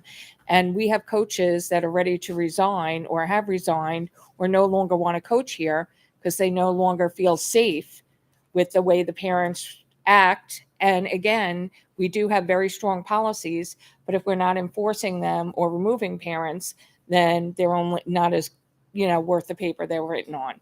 So I think we have to reiterate and have our coaches' backs and have the referees' backs and make sure everybody understands that these behaviors are unacceptable. Any other comments? Just the one thing I want to add to the Section 11 thing. I know a big part of the negotiation with them is that, yes, they're upset by how people in the stands are yelling and screaming at the referees, but they're also upset about how sometimes they're treated by coaches. And I'm optimistic it's not coaches in our district, but other districts, in the sense that, at times they're being abused on the field because of a call or a decision or whatever the case is. My question is, what are we doing to ensure that, that we don't run into a problem where, we're being penalized because, our coaches are screaming? We have a plan that basically is going to say, look, we need to tone it down and be as professional as we can so we don't run into a jam with that as well. So, Mr. Trombetta, I know we have these coaches meetings, right? And it's really vital that we impart upon them that their conduct and behavior is being watched by all these young men and women that are in their charge, right? Absolutely. Gary and Phil meet with all the coaches. They have the coaches meeting. They already had it for the fall. But in addition to that, if an official if is having a problem with the coach, and this was discussed with Section 11, the official needs to contact the athletic director and let the athletic director know immediately, and they're to contact Section 11, and there will be consequences for coaches as well. Is that new? Was that? No, that's always been in practice. place, but it's been basically being told to be enforced more because Section 11 is not being told by the officials directly if there's a problem. So it has to be something communicated to the school and sectioned for them to handle it. And from a coach's perspective, it's hard because sometimes they see their kids get tumbled or hurt, that is uncalled for. So it's hard for their maternal instinct to not come out and paternal instinct to come out and not, get excited about it. So, Absolutely. But I know that was a concern of that section of the section. Officials can't possibly see everything, and that has to be the given when you take the field. Yeah. Alex, did you? Yeah, just quickly, just for the coaches, 20 years of doing this, one of the issues that the referees need to get over is that they have the ability to throw us out whenever they want. Yeah. They can, in basketball, we get a technical, the second one we get tossed, and we sit a game. Their issue is they won't do it because there's paperwork and they feel like they're going to get a low rating and then they're going to miss the playoffs. If they're going to act like that, that's on them. Yeah. They can't be afraid of what happens down the road. They have to address what the issue is, and then section either can throw out that rating if something a low rating, and they can do that. But a coach, they have remedies to eject, and then there's a larger penalty, and then a coach gets called in, and there's a whole thing. And Absolutely. What Alex is saying is one of the concerns that Section 11 brought forward, that if the officials are having such difficulty with the coaches, that it needs to be communicated and they need to take their steps that needs to be done. And they have not been doing that based on the paperwork and afraid of ratings. Be careful what you ask for, Alex. it's a dance, but you just coach. Yeah. Any other questions or concerns around the old business? Okay. Board discussion items. Chris, I'm going to turn it over to you. We have some folks here, I think, tonight to present on the planned battery storage facility. Are those folks here tonight? Is that Nick? Nick, thank you very much for joining us. I appreciate it. Nick, we have your presentation. Welcome All right. to our Board of Education. Our community's in the audience as well. Members of the board, is it okay if I take this and maybe Please. walk around a little bit? Sure, Because I like to walk and talk. Sachem School District, members of the board, members of the public, I want to thank you all for having me out here. My name is Nick Petrakis. I am a senior consultant, registered design professional engineer in the state of New York and in California, working with a company called Energy Safety Response Group, ESRG. And you could hear it in our name, energy safety. It's sort of our forte. What we specialize in is battery energy storage systems and energy storage system safeties. And a group of firefighters, engineers. My boss is a retired lieutenant for DNY Hazmat Operations. We also have a full-scale fire testing lab in Piqua, Ohio. And we've been invited out to speak on behalf of energy storage systems. And the big pressing question, which I'm sure is on everybody's minds, is energy storage system safeties. The news articles are out, the event happened. A lot of people have questions and concerns regarding energy storage systems, and are these systems safe? Are there enough regulations out there to govern them? So I had a whole spiel, a presentation I was going to make, but I want to kind of step back. I'm a graduate from Stony Brook University, Mechanical Engineering Department. I used to live out here in Ronkonkoma, so it was a nice little trip down memory lane when I was coming out to Sachem from where I live in Wantagh. But you guys talked about care, and especially care for children and for safety.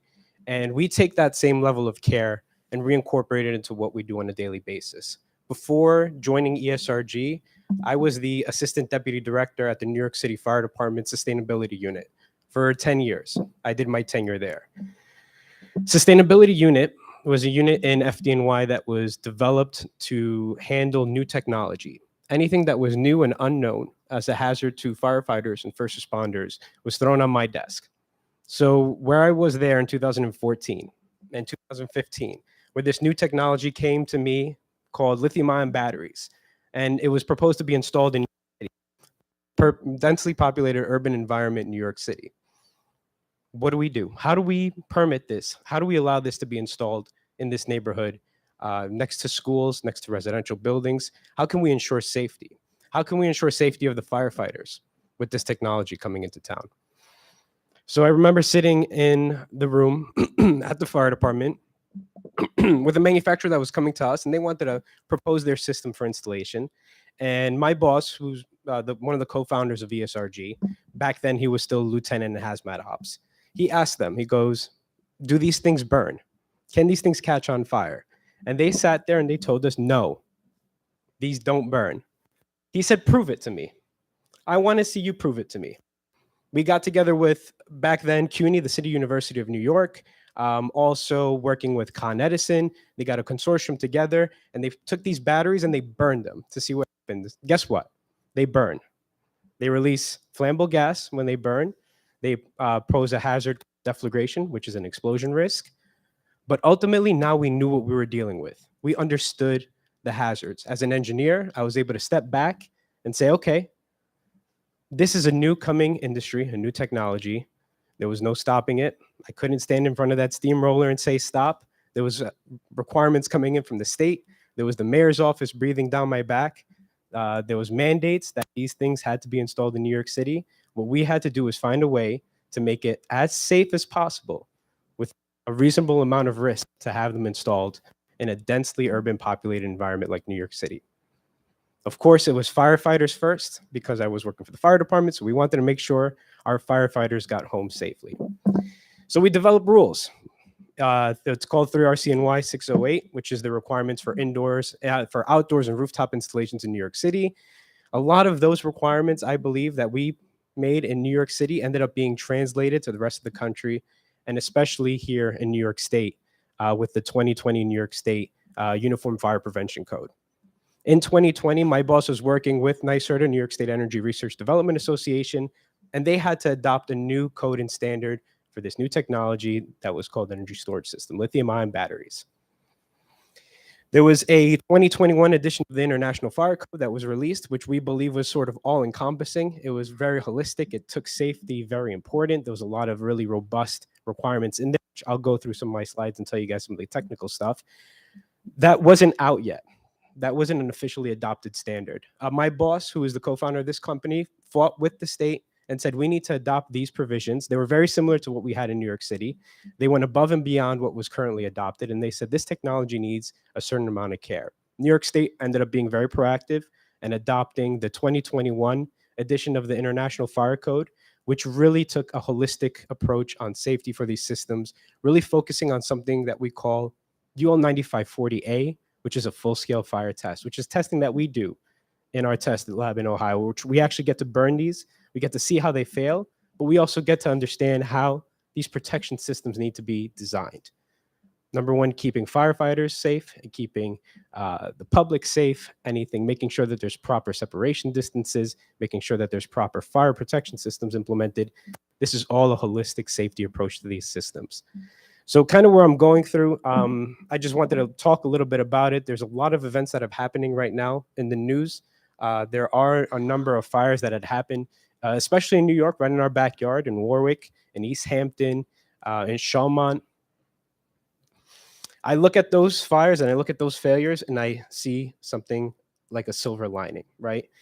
In 2019, there was an incident that happened in Arizona at the APS facility where there was an energy storage system. It was on fire.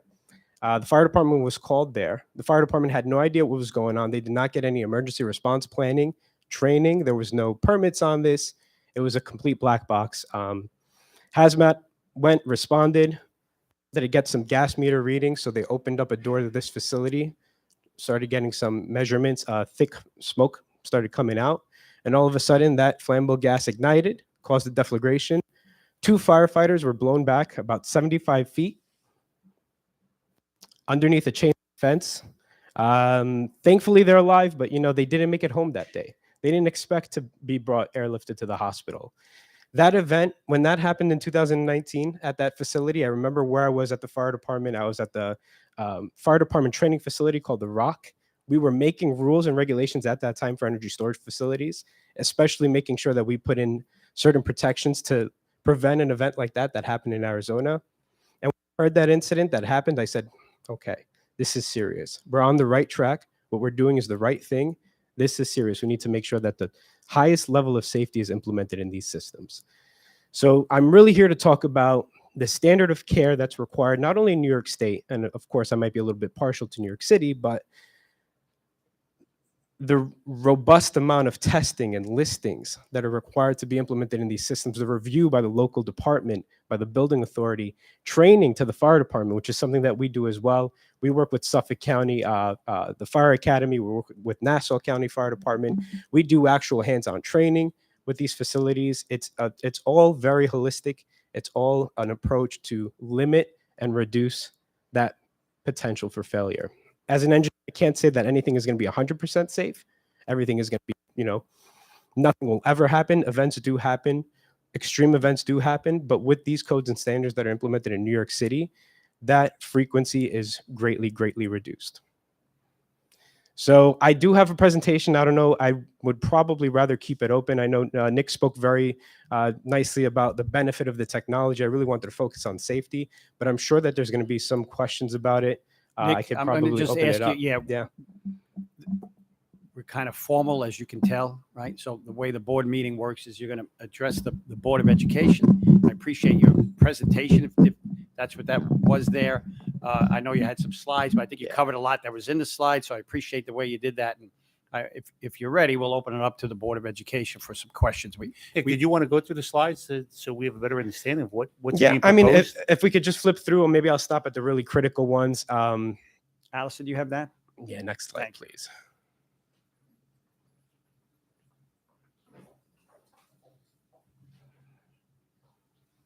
So yeah, just the next slide. This is just kind of what I was going to talk about. This is really what an energy storage system is. And if you look at those little building blocks, we look at the upper right where it says cell. That's similar to the cells, almost exactly like the cells that we all have in our pockets right now with our lithium-ion phones, in our laptops, even in the scooters and the e-bikes. Those are all lithium-ion powered devices. But when we talk about these larger utility size systems that you'll see on the right, the amount of scrutiny and the protections that are put into that you know, it's there's no comparison. There's so many different layers of safety that are required to be implemented in these larger utility size systems that you know, comparison to something like an e-bike is completely lost. So next slide. These are, remember I talked about codes and standards and all these different layers. These are just sort of a handful of those codes and standards. That International Fire Code is a big one because that's what the New York State Fire Code is based off of. NFPA 855 is what we call a gold standard, and ESRG uses it as an industry best practice. We sit on all of these committees to develop these. I talked about certifications like UL 9540, and 9540A is really unique to energy storage systems. It's really the only system that's required to be burned and to be failed, so we can see what happens, so we can understand how to design safety systems properly. So that's a really unique one for energy storage systems. Next slide. Just your typical things that you need in New York State, and that means training, fire department, permitting, all of the protections and the bells and whistles, and just some general housekeeping installation requirements. Fire protection systems like alarms are mandatory as well to make sure that the fire department gets early indication that there is a warning, so they can be prepared to respond to a fire if it were to ever occur. Next slide. This is a big one in my book, explosion protection, and making sure that there's no hazardous overpressures that could damage not only property, but if there's first responders that are in vicinity, they're protected because they won't have that hazardous pressure wave and that deflagration coming to them. Next slide. These systems are unique because they're also monitored. So there's eyes and ears onto these systems that are protecting it and monitoring them on a 24/7 basis. Some fire suppression systems that are typically incorporated into a lot of these systems as well to add another additional layer of safety. Next slide.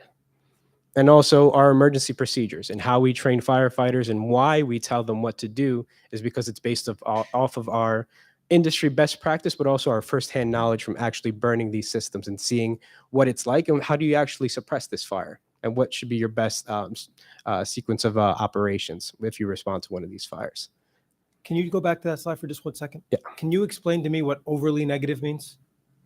Overly negative. So what we've seen, and I'm guessing you're asking about the water runoff, is that there's a lot of questions about runoff. And so is there any sort of exotic compound in the runoff from an energy storage system fire, especially from the water that's being used for that? What we've seen is that we do a lot of testing at our lab as well when we burn them. We also send that out to an independent third party to do an analysis on that.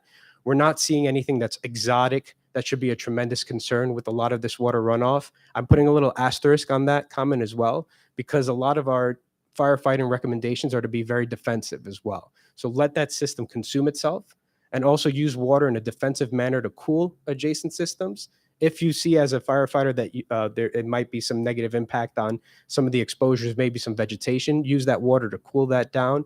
But a very defensive firefighting operation means that water is not aggressively put into that battery itself, into that energy storage system. Yeah, so I guess my question is, recently we had a Superfund site pop up at MacArthur Airport, and we see these things, and a lot of the times it's the chemicals that are being used for whatever going into the water, to the groundwater. Absolutely. And I'm concerned at the way that that's written, where it says been overly negative. I mean, people either want to know that their drinking water is safe or it's not. I just think that maybe it either is or not. I don't think there's a gray area in it. So there is a tremendous amount of testing, I believe, that was also done from the water runoff in the events in New York. They haven't shown anything to be of concern. They said that the levels were within safe values. I also want to take that with a grain of salt because I know people have heard that before, right? The first responders at 9/11 have said, exactly. So unfortunately, there's not a lot of faith in this. We're doing this as an independent source. We're hoping to have a public report available soon about actual numbers from runoff and what is considered safe. But yes, from a lot of the testing that we do now, especially with energy storage systems, it's really not like a large liquid cooling that could spill and that could pool. The electrolyte is sort of hermetically sealed in these cells. So we're not seeing a lot of this water runoff that's penetrating the ground, creating a large ecological disaster. Meredith? Just before we continue on with all of this, could you just give a reason why you're actually here? There might be some people that are watching at home that don't know why everybody is presenting this and talking about it and negative and positive and all that. Yeah, so we've been invited to come out here to speak by Savion and a number of other integrators as well in the industry, because we sort of work with a lot of people in this industry. We work with battery energy storage manufacturers, helping them create their safety fire protection systems. We also work with the state, and also we work with the fire department with some training to get them familiar with these systems. So that's where I'm coming from, and yeah. But why I- are you I here? just I turned the light on because the monitors are bright enough for Yeah. us to. It's just But very. why, I'm here to why talk- are people talking about this? You're not just presenting because things have gone on. Why are you are you trying to put one of these facilities someplace, or is that why you're? So we work for with the people who might not. we have- work with a number of integrators that are putting numbers of projects throughout Long Island, throughout upstate New York, and throughout the country as well. So we work with a bunch of integrators. There are some that are being proposed in Long Island in the that we Sachem that School we District? consult. I Because don't. otherwise, why are you here at Sachem tonight? I was invited to speak out here from Mary, there's Savion. a So proposed No, I battery storage understand, but there's yeah. people at home that might not even understand why he's here. I'm not He might be 100% making his sure if rounds there's for a every Board of specific Ed project meeting. He that's might being be- here. I know that I'm working with a number of projects that are in town of Brookhaven, that are out east. So There's a projected battery storage facility within the Sachem School District Okay. in a pretty residential area that is 0.6 miles from a middle school that houses 800 to 900 kids. So we requested that a presentation be made by the town, along with yourself. The town couldn't make it tonight. Okay. So you're here, but the questions obviously that the board has is obviously going to surface around safety. Yeah, I understood. mean, being that close to a school, how do we evacuate kids if a fire should occur? And these are things that obviously that are concerns of us, because it is a pretty dense, populated area. I wish I still had it on my slides, but I wish I could show you guys some of the projects that I dealt with when I was in New York City. Yeah. And when I hear 0.6 miles, I know it's hard for you to just take it at face value, but I think, wow, that's great, because I was looking at systems that are on rooftops of schools. In New York City, we don't have a lot of space. Adjacent to schools and churches, separated by less than 100 feet. These are the type of separation distances that I'm used to dealing with, where I have to make sure that that level of care is incorporated into these energy storage systems.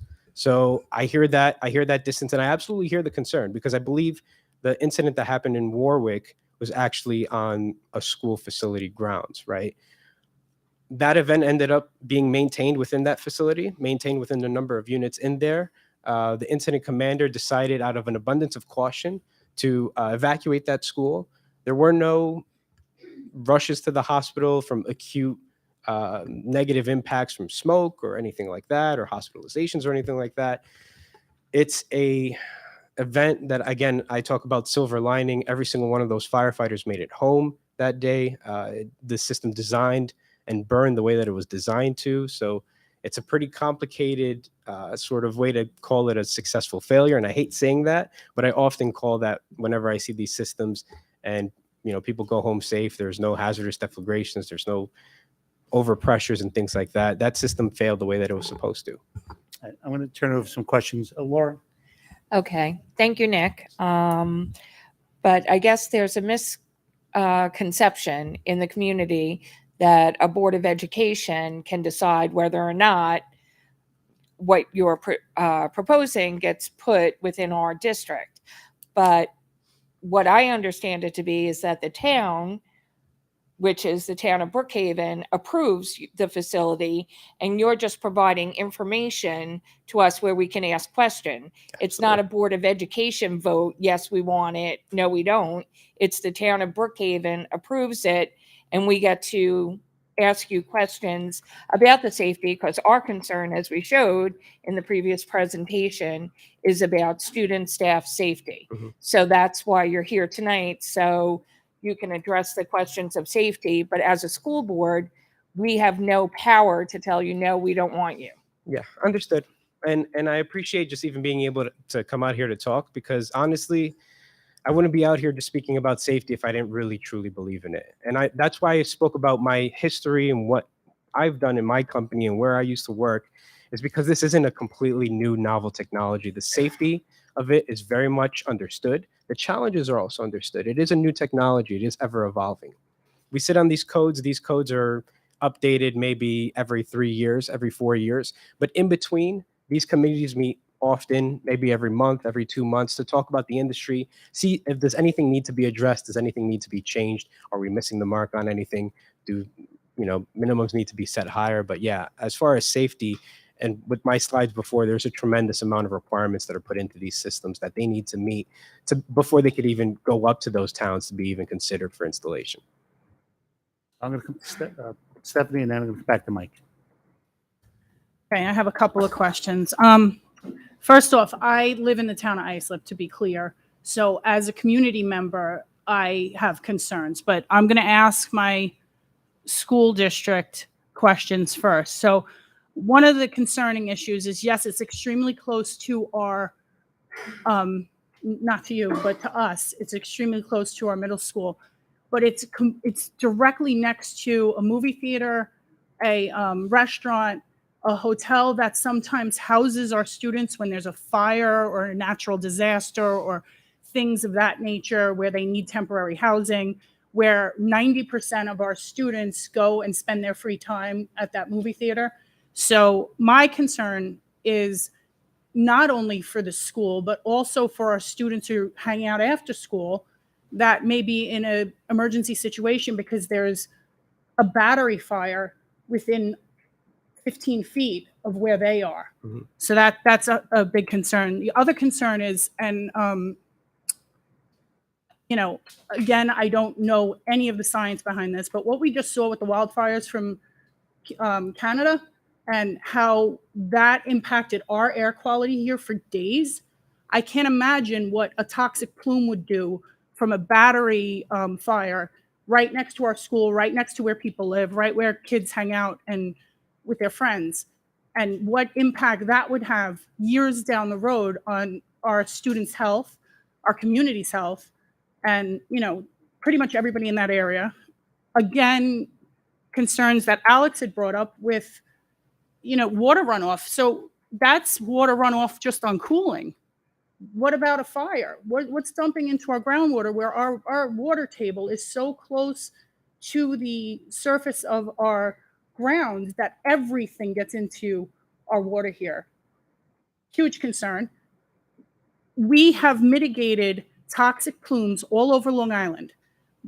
One right in Holbrook off Broadway Avenue, which was Gold Disc Records, that might have been 40 or 50 years of testing the water until it was finally cleared a couple of years ago. So in addition to the one that Alex is talking about that's brand new. So, in my opinion, when is enough when we're putting things so closely, densely together next to where we teach our most valuable children, where those kids go and hang out after school? And then, one of the issues the town of Islip brought up is that our Holbrook Fire Department didn't have the capacity to handle a fire of that nature. So what changed moving into Brookhaven?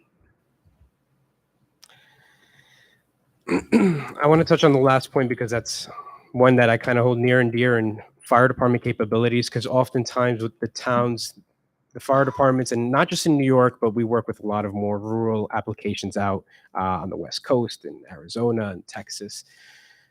There's no special equipment required. We don't need the fire departments to be equipped with anything that's novel, or whatever they have at their disposal is really all that they're going to need to be well equipped to be able to protect and fight a battery related fire. With our defensive approach and our defensive recommendations, as long as they have water at their disposal, they can sit back, they can act defensively, they can let it do its thing, and they could use water to cool surroundings. That's not what was told to the town of Islip at the town of Islip meetings. We were told that we did not have the capacity to handle a fire, and that's concerning being within 0.6 miles of a school or right next to a movie theater where all these children are, hanging out. So I don't know, in your expertise, that might be true, but that's not what the fire department had told us. And I don't know if now that it's moved to Brookhaven, if it moved to a different fire department, but at that time it was not, they didn't have the capability. It's also why it got so much pushback. Understood. Yeah. Yeah, I appreciate that. Nick, I noticed. I just want to throw a question out there that I had actually when Alex asked this question is, you mentioned that that the fire department is going to use the water supply to cool down the surrounding area. So I guess the plan, and you mentioned that you don't spray that batteries directly. So I guess the plan is that these are designed to burn, and they're going to burn until they go out. Absolutely. So what happens is that as it spreads, okay, if we have a wind that day, okay, or another unit starts to overheat, okay, it could potentially spread. And also doing is cooling down the surrounding area. Yes. So that's exactly what we have in our recommended emergency response procedures. So if we go back to what an individual unit, energy storage system unit looks like, the other units that are adjacent to that will still be providing telemetry data to the fire department. So that's why in our emergency response procedures, when we're training the fire departments, we want to make sure that in our procedures, it's robust, that there's a call number, phone a friend, that they could have a subject matter expert that could pick up that phone and say, we're responding to XYZ battery energy storage facility. We have a unit on fire. What's going on with the adjacent units? That subject matter expert could tap into that BMS data that I showed you, and they could tell that first responder, that incident commander, we have trending temperatures on exposure 1, 2, 3, or 4. You might want to use some water on there to cool that down and get those temperatures back down. If the fire department sees something like maybe some vegetation or maybe there's some adjacent exposure that they're worried about, that's often visibly, readily, showing, they could use water to cool that down. But for that adjacent system, yeah, that's getting telemetry. That information can be provided to that incident commander with guidance from a subject matter expert, and it could give them that guidance and that confidence to say, this thing is burning fine, it's safely consuming itself, and there's a tremendous amount of benefit to consumption because we're burning off that flammable gas, so we're not going to have an explosion that could injure first responders, but also it's not affecting those adjacent units and those adjacent cabinets, and we can isolate it to that So individual I guess one. part two of that question is that obviously you can't put the fire out order. You just have to kind of let it burn itself out.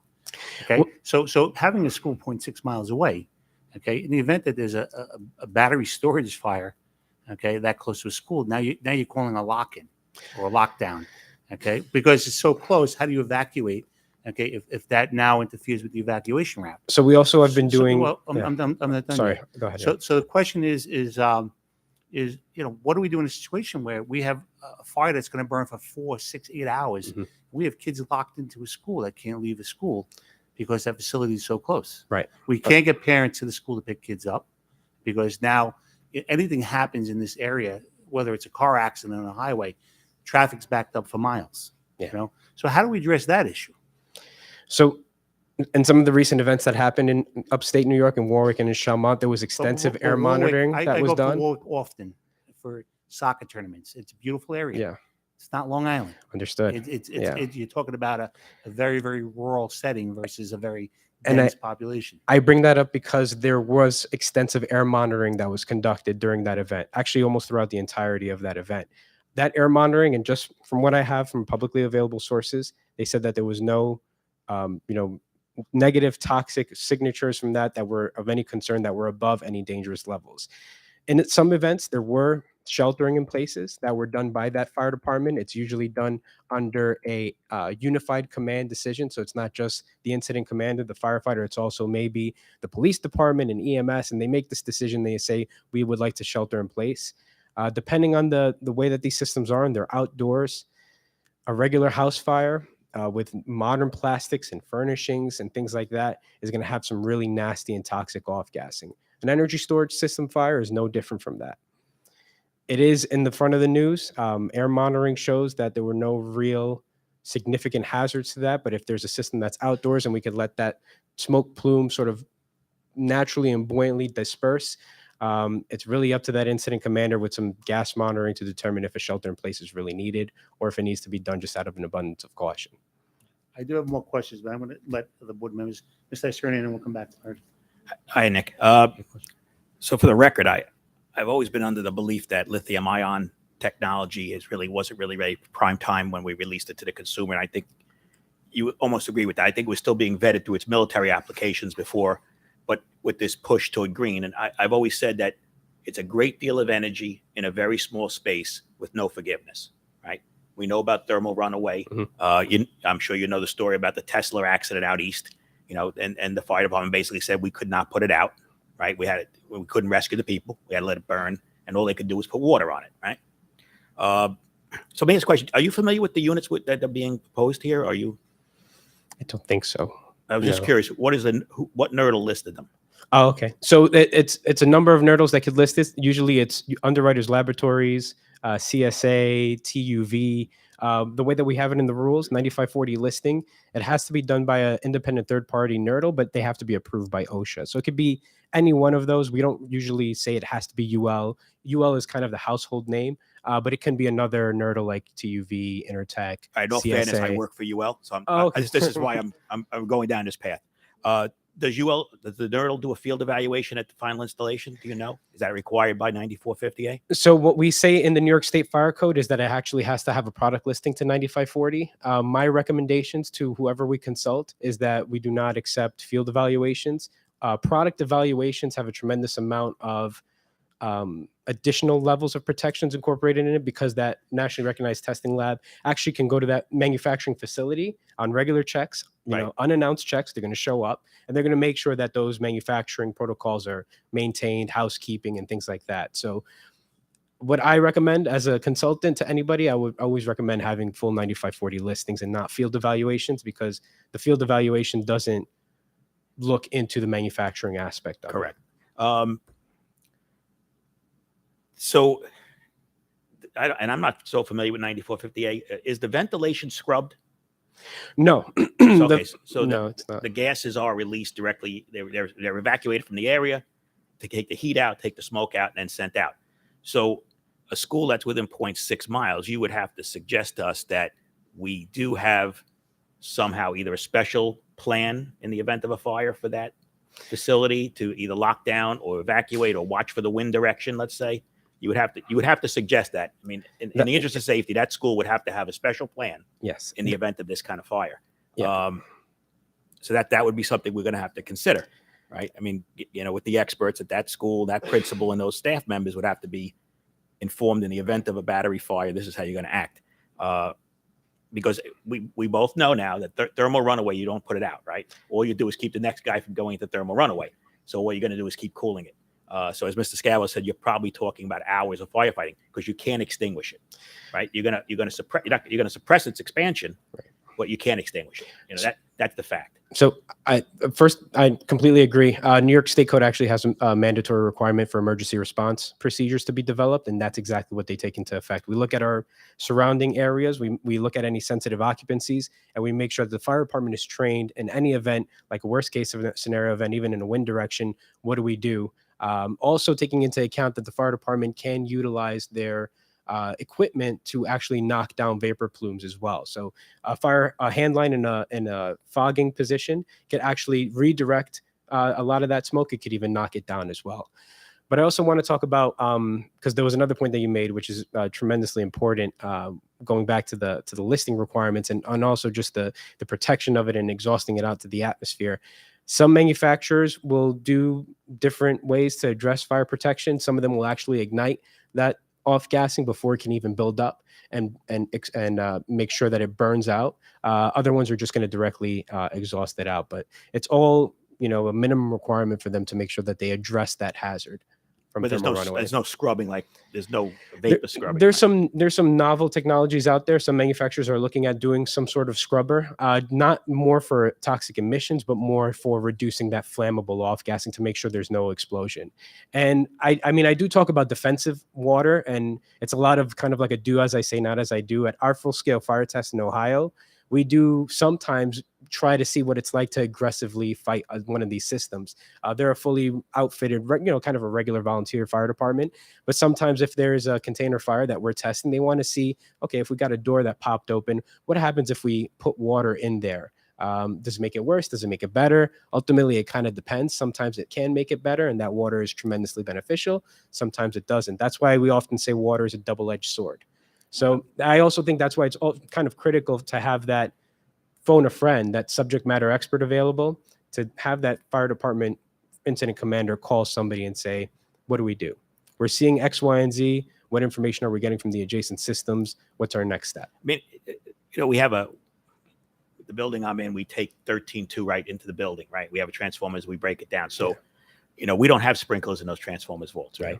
And in fact, the fire department has already said, we're not going to put fire on that because it's going to come out to greet us, right? Yeah. So is the same fear for a fire department with something like this? If they were to put water onto this thing, is there a fear that that volt is going to come out, those voltage is going to come out to greet them when they put the water on it? So these systems are mostly DC systems, DC coupled systems. So there's not a tremendous amount of concern about current leak back. We also did testing at the fire department facilities with Con Edison with 13 kV distribution lines, and they actually used direct streams on it, measured it at a reasonable distance. They're not really worried about leakage. I would always recommend to those firefighters that if there is pooling water, to stay out of pooling water, because you never know. But for the most part, these systems are DC, so there's not a tremendous amount of concern about that current leaking back. But using water aggressively might make it pretty beneficial for a temporary amount of time, might knock down that fire. But that water might be introduced into portions of that energy storage system that might have not been damaged by that fire. So everything might look good. 24 hours later, we might have a reignition. And I'm talking about a lot of these failures and full consumptions and fires and things like that. But because of these codes and standards and this full-scale fire testing, these systems are designed that if we have a single cell thermal runaway, it's not going to propagate and become an entire system failure. So these are extreme events when they do fully consume themselves and they do go on fire, because these systems are required to take that thermal runaway and contain it, and with fire protection barriers and things like that, or whatever novel technologies they use, it's isolating it to those individual cells without having it break apart. And when those failures happen, nobody hears about it. So fire department doesn't get called, thermal runaway happens, the container does its protections. We don't hear about any of those issues. It's these larger failure events that make the news and things like that. So Nick, but you would say that a school within 0.6 miles of a facility like this, there would be some concerns that need to be addressed. I would say it's kind of up to the incident commander at that time. Unfortunately, I'm kind of a bad person to ask. As a district, we should be concerned. As a district, unfortunately, I would probably say I'm a bad person to ask, because I'm coming from New York City, where I was reviewing these systems that were across the street from schools, a couple of 100 feet. And maybe not even 100 feet. And when we're talking about the codes and standards, some of these separation distances that have sort of been tested and deemed by a full sort of group of people, it's a consensus standard. Their agreement is that it's like 10-foot separation distances, lot lines, we're talking about remote locations to be considered about 100 feet. So some of the distances that I've come to comfort with because of this technology are much closer than that. Well, I think maybe I was getting more along the lines of our emergency response. Like as Mr. Sagava said, if that thing goes on fire, the parents are going to converge on that building. Absolutely. And we also want people staying away. Right. But again, the fire department has tools at their disposal to make a good determination, air monitoring, also guidance from that subject matter expert. It's really up to that firefighter, that incident commander, to make that determination that day. Is the wind going a certain way? We've seen road closures happen in California at the incident in Elkhorn, and a lot of the reasoning for closing that road was not because of toxicity concerns, but it was because of visibility. It just happened that day that because of the weather became very foggy, that smoke cloud kind of came really low. Those drivers on Route 1 weren't able to see the car in front of them, so they closed it down. It wasn't really a concern about toxicity. It was more a visibility issue, and they don't want people getting into accidents. So unfortunately, it depends. And I hate saying that because I kind of sound like a cop-out answer. It really depends on the event. It depends on the extent of the duration of that failure. How big is that failure? How is it managed? All right. Thank you. No problem. Thank you. And then So I appreciate you coming here, and I appreciate all the education you have on this. My son's actually a firefighter, but that's the thing. Around here, they're all volunteers, and they could be 18-year-old kids. And yeah, they go to training, but is there any mandatory amount of training that you have? Because it's very different in New York City. In New York City, you have paid firefighters. Absolutely. They have mandated training. And when you're talking about evacuating a school, 99% of those kids' parents did not drop them off, or they didn't take a bus to get there. Yeah. So here we would have a real hard time evacuating a school of 800 children, 800 children that are in middle school that don't drive. So you'd have a real hard time. So is there any regulation that says that it can't be within a certain amount of distance of a school in a suburban area, not in an urban area? No, the way that the codes and standards were developed, we took it holistically, as in not that we don't care what's there. We're going to treat every exposure that's outside of the perimeter of this facility the same, whether it's a school, whether it's an industrial facility, whether it's a nursing home or a daycare. So that pushes the safety that needs to be incorporated into that technology across the board, the same for everything, regardless whether it's going to be installed 10 feet from a school, whether it's going to be installed 10 feet from another institutional occupancy or something that's a little bit more sort of industrial. So the codes are agnostic to what's around it because they really want to focus on making sure that system is safe enough that it doesn't matter what's installed in that vicinity. It's going to have that same level of safety incorporated into it. That being said, our typical separation distances, it's 10 feet from that energy storage system to the lot line. And then there's also zoning requirements that are going to be dependent completely on that town zoning requirements, where it can and where it can't be installed. And what's the mandate for the volunteer fire departments for how many, like, does each firefighter have to have a certain amount of training hours? Because like I've had this conversation with my son, and he's actually said there is no, in his opinion, no safe burn of a lithium-ion battery. So I mean, we do a lot of burn testing, and we do really believe that allowing them to burn is very, very beneficial, especially for firefighters, because it avoids what happened in Arizona. It burns off that flammable off-gassing, so we don't have these systems exploding and hurting our first responders. As far as training, we like to work with the Nassau County Fire Academy. We work closely with the Suffolk County Fire Academy. We try to hit a lot of the fire departments, but like you said, there's so many different volunteer departments. It's kind of up to the mercy of those fire academies how often they want to bring us and do like a one-on-one training to the fire department and understanding on how to address this system. But site specific, there is a requirement for emergency management plans in New York State. So whenever somebody is proposing a site, they have to make sure that they create a plan that's going to be provided to the fire department for their review, understanding on a regular training basis. Typically, we like to say at least yearly because there's a lot of turnaround to make sure that departments are trained. That's a requirement in New York State for emergency management and the plans. sites are basically, if God forbid this facility went on fire, they're solely going to rely on our volunteer firefighters. You know, somebody's going to, you know, they're solely relying on the fact that X amount of guys are going to leave their job at that moment and head over to the fire department. And understandably so, sometimes there's mutual aid agreements with other there's other lots of departments in mutual the neighborhood as well. So, but when we talk about the capabilities of the fire department, again, as long as they have access to water if they need it, as long as they have access to that phone a friend subject matter expert that's required in the emergency management plan, as long as they're understanding that this is the system that's in their backyard, so they've had that familiarization, I think these are the tools that are going to be able to adequately prepare them for this type of event. And we've seen volunteer departments, especially upstate, they did a tremendous job with these incidents. And every single one of them going home that day was fantastic news to me. They did everything right. Whatever they did at those events, I know that the analyses are going to be coming out. We're working with the state to figure out what happened. But what the fire departments did during those events and their volunteer fire departments, they did a good job. And what's the longest study that you have on air quality? Like, you know, 9/11, they told us the air was okay. Apparently it's Right, not. exactly. You Right. know, So with all these burns that are happening on these train wrecks, everybody's saying everything's good. It's apparently not. So that makes me a little nervous to think that our kids could be so close to that. Understandably so, and that's kind of where I left off with that, because the short-term acute stuff, everything seems okay.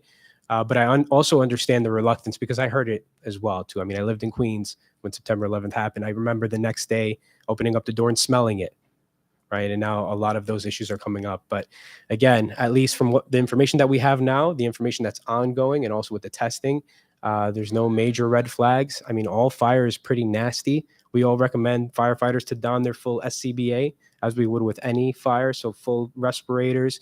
We don't want them hanging out near this smoke. But again, same with like a residential house fire. A lot of that stuff is really, really nasty stuff. So we don't see anything exotic so far with these energy storage systems. No problem. Alex? I want to thank you for coming. You know, you didn't have to, and I appreciate you standing here and trying to answer our questions. The emergency management guide that you're talking about, is that the same as the emergency response guide? Yes. Sorry. I use EMP because that was a New York City term. It's an emergency response guide. Okay. And Yes. what in that guide, what does it say for a facility like this during a burn that we're talking about? What does it say is what should be evacuated around it? In what distance? So we actually don't.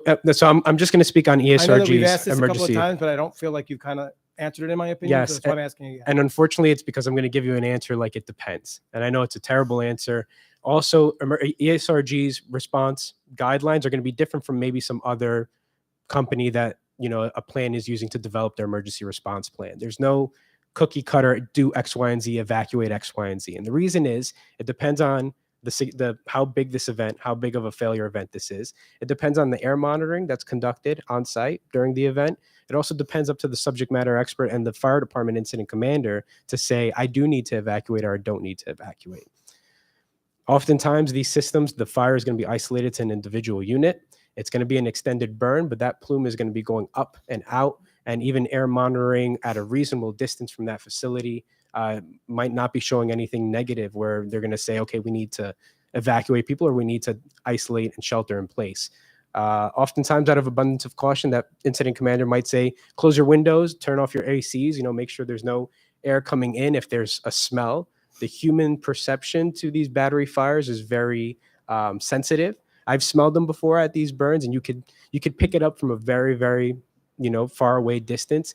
But apparently, just the nature of the beast, as what we are, we can pick it up at like a parts per billion sort of concentration, even though it's going to be much, much less than that. And, you know, it's not going to be that anything that's negative. So I didn't give you an answer, and I apologize because it really depends on that event. It depends on a lot of factors. One of my other questions is, and Stephanie touched on the movie theater and that side of it. My other concern is that on the other side of it, there's a national grid power plant, and it's extremely close to that. I mean, what guides, what studies, I mean, you know, I know you're talking about the city, but you can't compare us to the city. I mean, absolutely. I live right there. Absolutely. Right. So I live right there in Holtzville on the other side of the movie theater.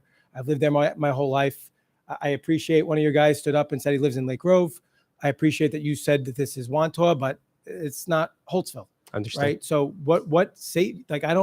this is still in the testing stage. You keep saying testing and studies, and that's why places like Southampton and Southold and Riverhead have done moratoriums, because they just don't feel like it's ready yet. And I know it's not your group that may be building it, but you're going to be part of the response team. But, you know, you guys snuck it into Brookhaven because you had the proper zoning, right? Because when you tried to put it in Islip and we railed against it, when we railed against the Islip one, is because you needed to change a zone. When you tried to do the one in Hampton Bays, you needed to change a zone. This one, you had it, so you don't even need the approval from the town board. All you needed to do was go to the planning board and say, you're going to do X, Y, and Z per town code, and now you have what you want. Now, there's major concerns. And our first goal, and I don't know what time you got here in the back, our first goal is safe and secure schools. And as you stand here today, I really don't know that you can assure us, like if you had one of these in your backyard with your wife and your kids or whoever lives with you, and you say it's 100% safe and we had a fire and it was fine, that's one thing, right? But we see, and I'll get to my question in a second. Absolutely, yeah. We see so many times in this community, developers wanting to come in and they want to put apartment buildings and they want to put new buildings and they want to put, and they live in Northport and they live in Wantaw and they live in Kings Park. This is like, it's never, they just want to like cram us in as tight as we can. This is like, you understand that Grumman out east or Kings Park or Pilgrim State would probably be a more appropriate place for this, where there's isolation, where there's space, where there's, God forbid, there is an accident, that there is time. Like you're saying, phone a friend.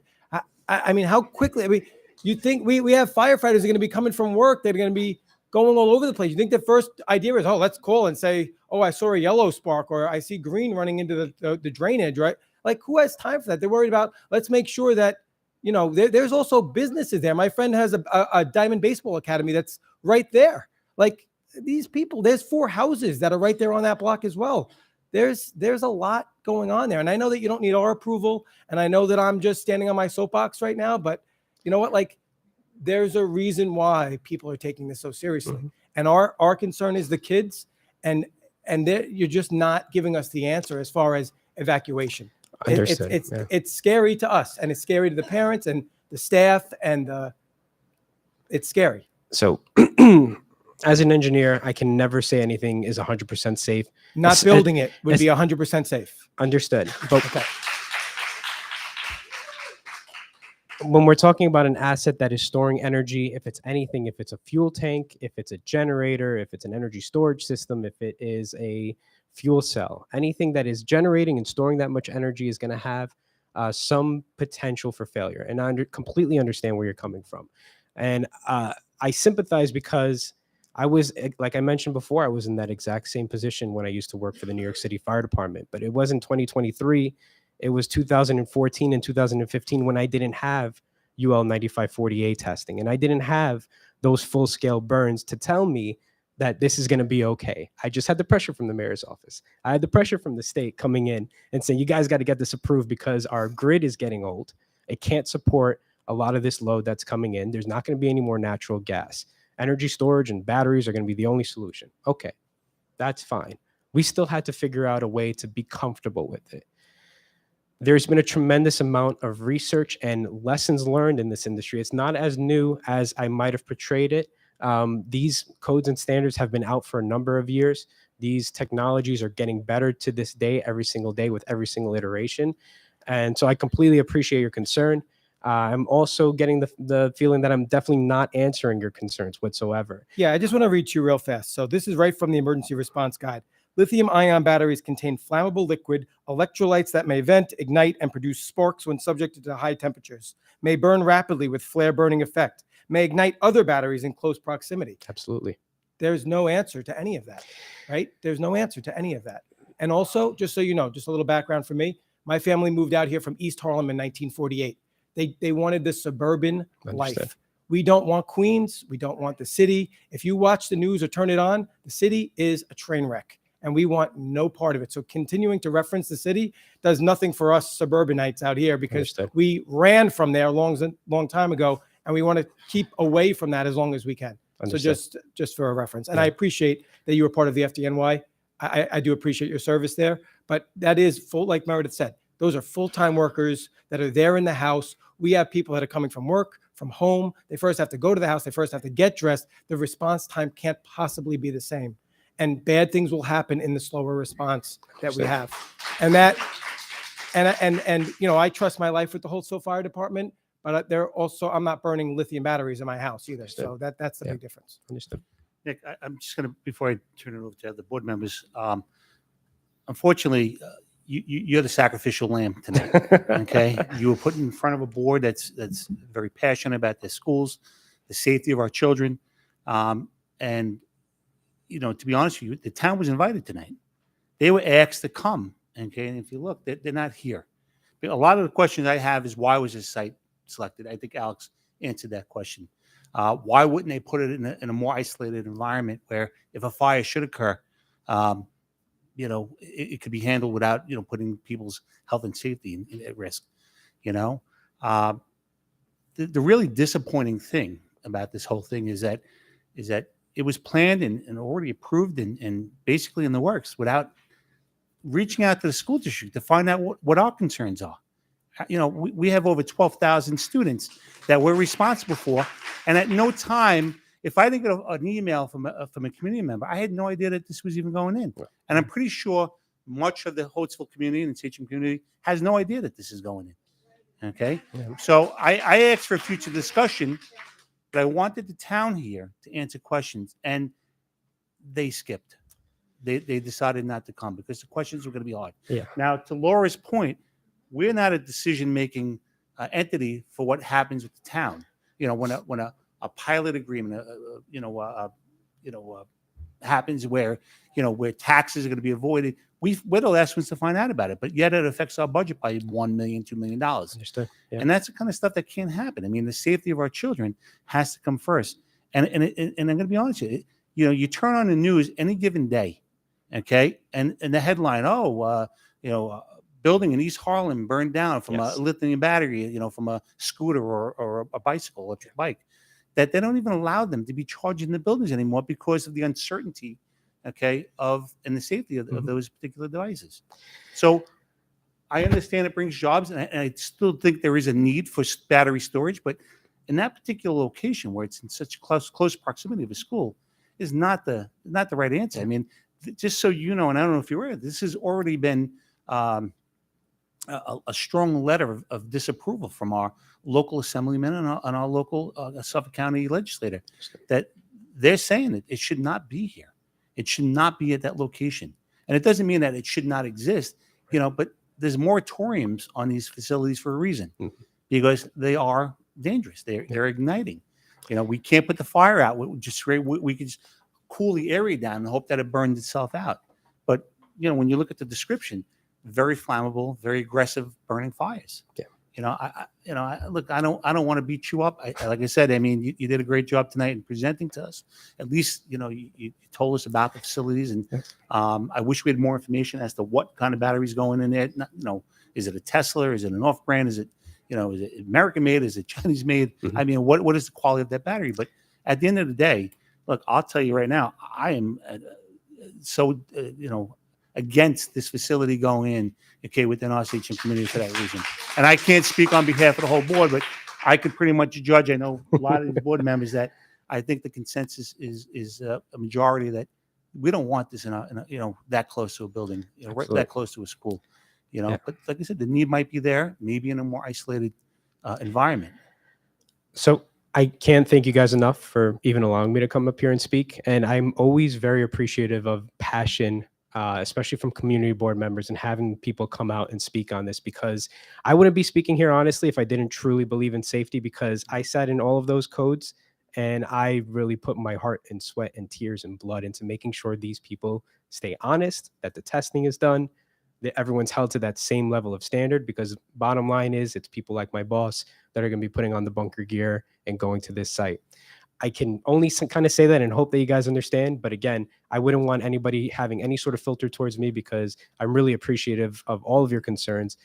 This is ever evolving. Our emergency response procedures are just getting better and better by the day, because we're testing these things on a daily basis. So this is all extremely helpful to me to make sure that I'm. One last thing, and something that I was thinking about that resonates with me is that, we just saw that terrible fire in Hawaii, Maui. Okay. And to Meredith's point, I have a brother that's been a part of the Holbrook Fire Department for 35 years, and they're not specifically trained in putting out these types of fires. But when I bring up Hawaii for a reason, because a lot of lives probably could have been saved, but there was human error. Yeah. Now, human error is that they didn't release the sirens because they didn't want to create panic. Okay. That same human error can be made. Okay. In the event that a fire occurs at that site, where all of a sudden we should have done this, but we learned after the fact, and we could have saved lots of lives. And that's, I think, what the opposition is of putting that facility where it's planned on being put. Absolutely. Yeah. But I know Stephanie had a question.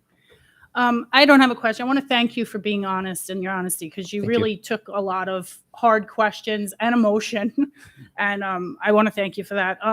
One of the things I think we can do as a board, and correct me if I'm wrong, is reach out to our local fire department and see what safety issues there are with our kids from the middle school, and maybe ask them to make us create a statement on whether or not this is going to be an appropriate placement. Even though we're not a decision maker, we can help support the community if they so want to, I think gather information. Look, we can gather all the information we want. I think the concern that we have is the reliability and the safety. I don't of think where the it's being fire placed. department's really I equipped to with this- handle this kind of disaster. And that's what the town of Islip was fighting for years. I think we were And brought this into just this. jumped in. We were brought into this in the 11th hour. Exactly. Which would happen. But really But- not, because but- Islip had it under control. But It wasn't until it flipped areas that this got pushed through. But as elected, we're elected by our community members, and obviously we have community members out here that have concerns. Right. So while we're not a big part, we're not any part of the decision making.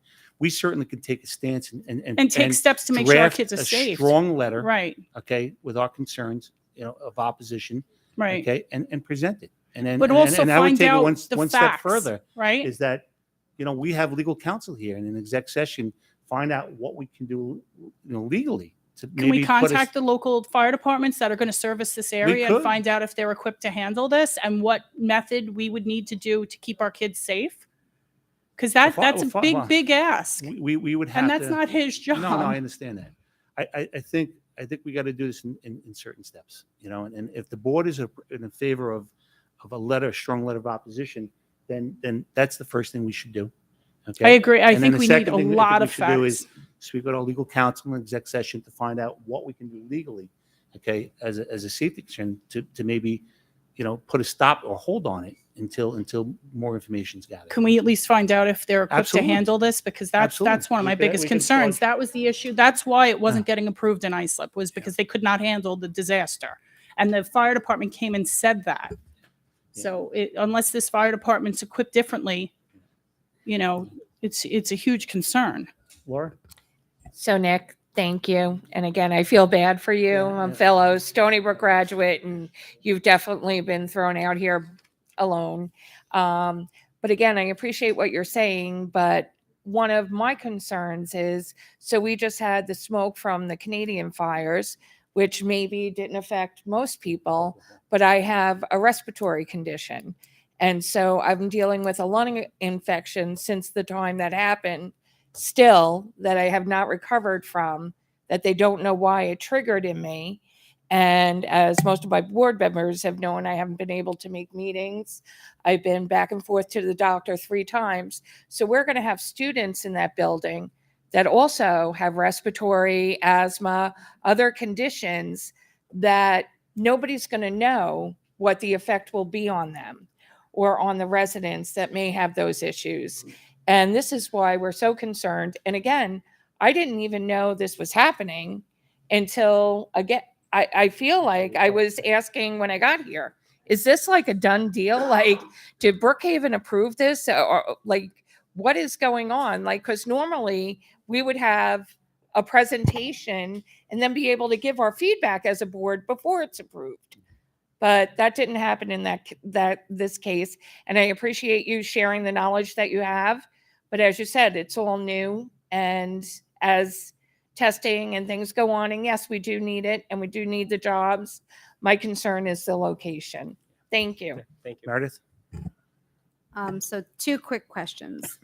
Do these batteries explode? Well, if it fails in an enclosed environment, absolutely. Absolutely, they'll explode. But that is also why we have requirements in there for what they call explosion protection. So explosion protection means that box itself. So lithium-ion batteries, and I'm sure you've seen the videos of these e-bikes burning and how rapidly that happens. And even every single lithium-ion battery that's in our pocket right now, it's got that same chemistry. When it goes into thermal runaway, it's going to release a tremendous amount of flammable gas. If it's enclosed in an environment and it finds an ignition source, which there's plenty in those containers, it will deflagrate and it can create a very bad explosion. That's why the New York State Fire Code has a mandatory requirement in there for explosion protection, where it either has to make sure that is exhausted out and vented and kept below flammable limits so it doesn't explode, or if it does explode, there's what they call deflagration vents and panels that are weak seams that'll pop off, vent those deflagration pressures upwards so they don't go out and create shrapnel towards first responders. That all of that was put in there after that 2019 incident in Peoria, Arizona. We already had that in the requirement in New York City because we knew that that's a very real failure. But the only reason we knew that is because we were able to do the testing to see that, yes, they'll release flammable gas when they fail. And do they rekindle or reignite? If incomplete combustion, if there's cells in there that aren't damaged, yeah, they could absolutely do that. Fire watches are also a pretty mandatory prescribed requirement for us. If there is a fire, we have somebody that needs to sit there 24 hours just to monitor it, just to make sure it doesn't reignite, because it might seem like the event is over, but there could be cells in that system that haven't failed where they can go back into a thermal runaway. And I appreciate you being here, but have you planned any of these in Wantua? No, I'm very interested to see if there's any there. No. We're gonna end it. Ms. Pickowitz, last questions. I want to say thank you. I could tell you truly want these to be safe. I could feel your passion. I could see you have care. You wouldn't want to hurt a community or anything like that. But you at the town, and everybody has to understand that our first priority are those students in that Absolutely. school. I'm a teacher, not in this district, but in another. If that was going up and I was a teacher in that building, I would have a lot of concerns. We already have to worry about a lot of safety issues in education and being teachers that we never thought. And those kids are our number one priority. So I truly believe you care about the safety of this, but you have to understand that we, Absolutely. in the education business, our number one priority is the safety, health of those students. And if something did happen, I would be very afraid of what could happen. So I thank you. I could see your passion that you want the safety of it, but I also, you have to understand that we have those concerns for Without those a doubt. students. Without Number a doubt. one. And I greatly appreciate that, because I wish this is what happened in New York City back in 2014 when I had them on my plate. because the community wasn't aware of them. And it was only really us in that little fire department that was trying to figure this out. So I never want to say, do not voice your concerns. I think absolutely everyone is warranted. I think it's great to see the community board voice their concerns. I'm just kind of, like you said, I'm just trying to give a little bit of the history as to the why and what's being put in there. But thank you. One more, Alex. I just want to point out, because I've been going through this guide as I've been sitting here listening, and this says clearly that if there is an incident, if there is an ignite, if there is a fire, it should be an isolation for 1,600 meters in all directions. That's 1 mile in all directions, which means that our school falls within that mile. So just so next time when somebody asks and you don't know the answer, it's 1,600 meters. So it's 1 mile.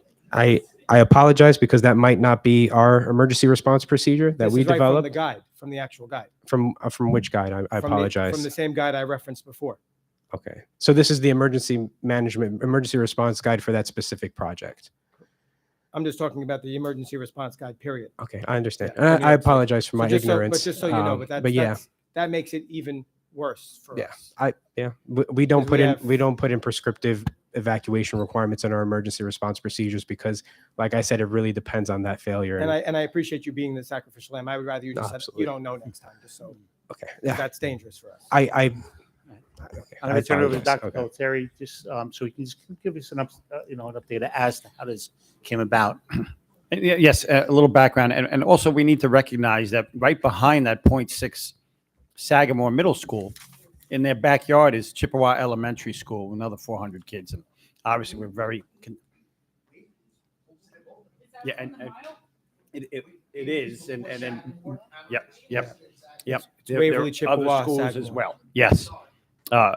This entire initiative was brought to our attention by a community member as we got closer towards the summer. I think it was May or June. We got an email asking us about this initiative. Were we aware of it? And we weren't at that time. I did reach out to Councilman Foley at that time and met with him, Fire Marshal, Commissioner Tulo. I want to thank them for that opportunity to meet with them. I did ask them to come tonight and present to the board and the community. And Nick, that's how you ended up here. They must have reached out to you, your organization. And so I do appreciate you coming tonight. But I wanted the community to have that background, that information. I appreciate that. Thank you. Nick, thank you for coming out tonight. Thank you so much, everyone. Appreciate it. Have a great night. Thank you.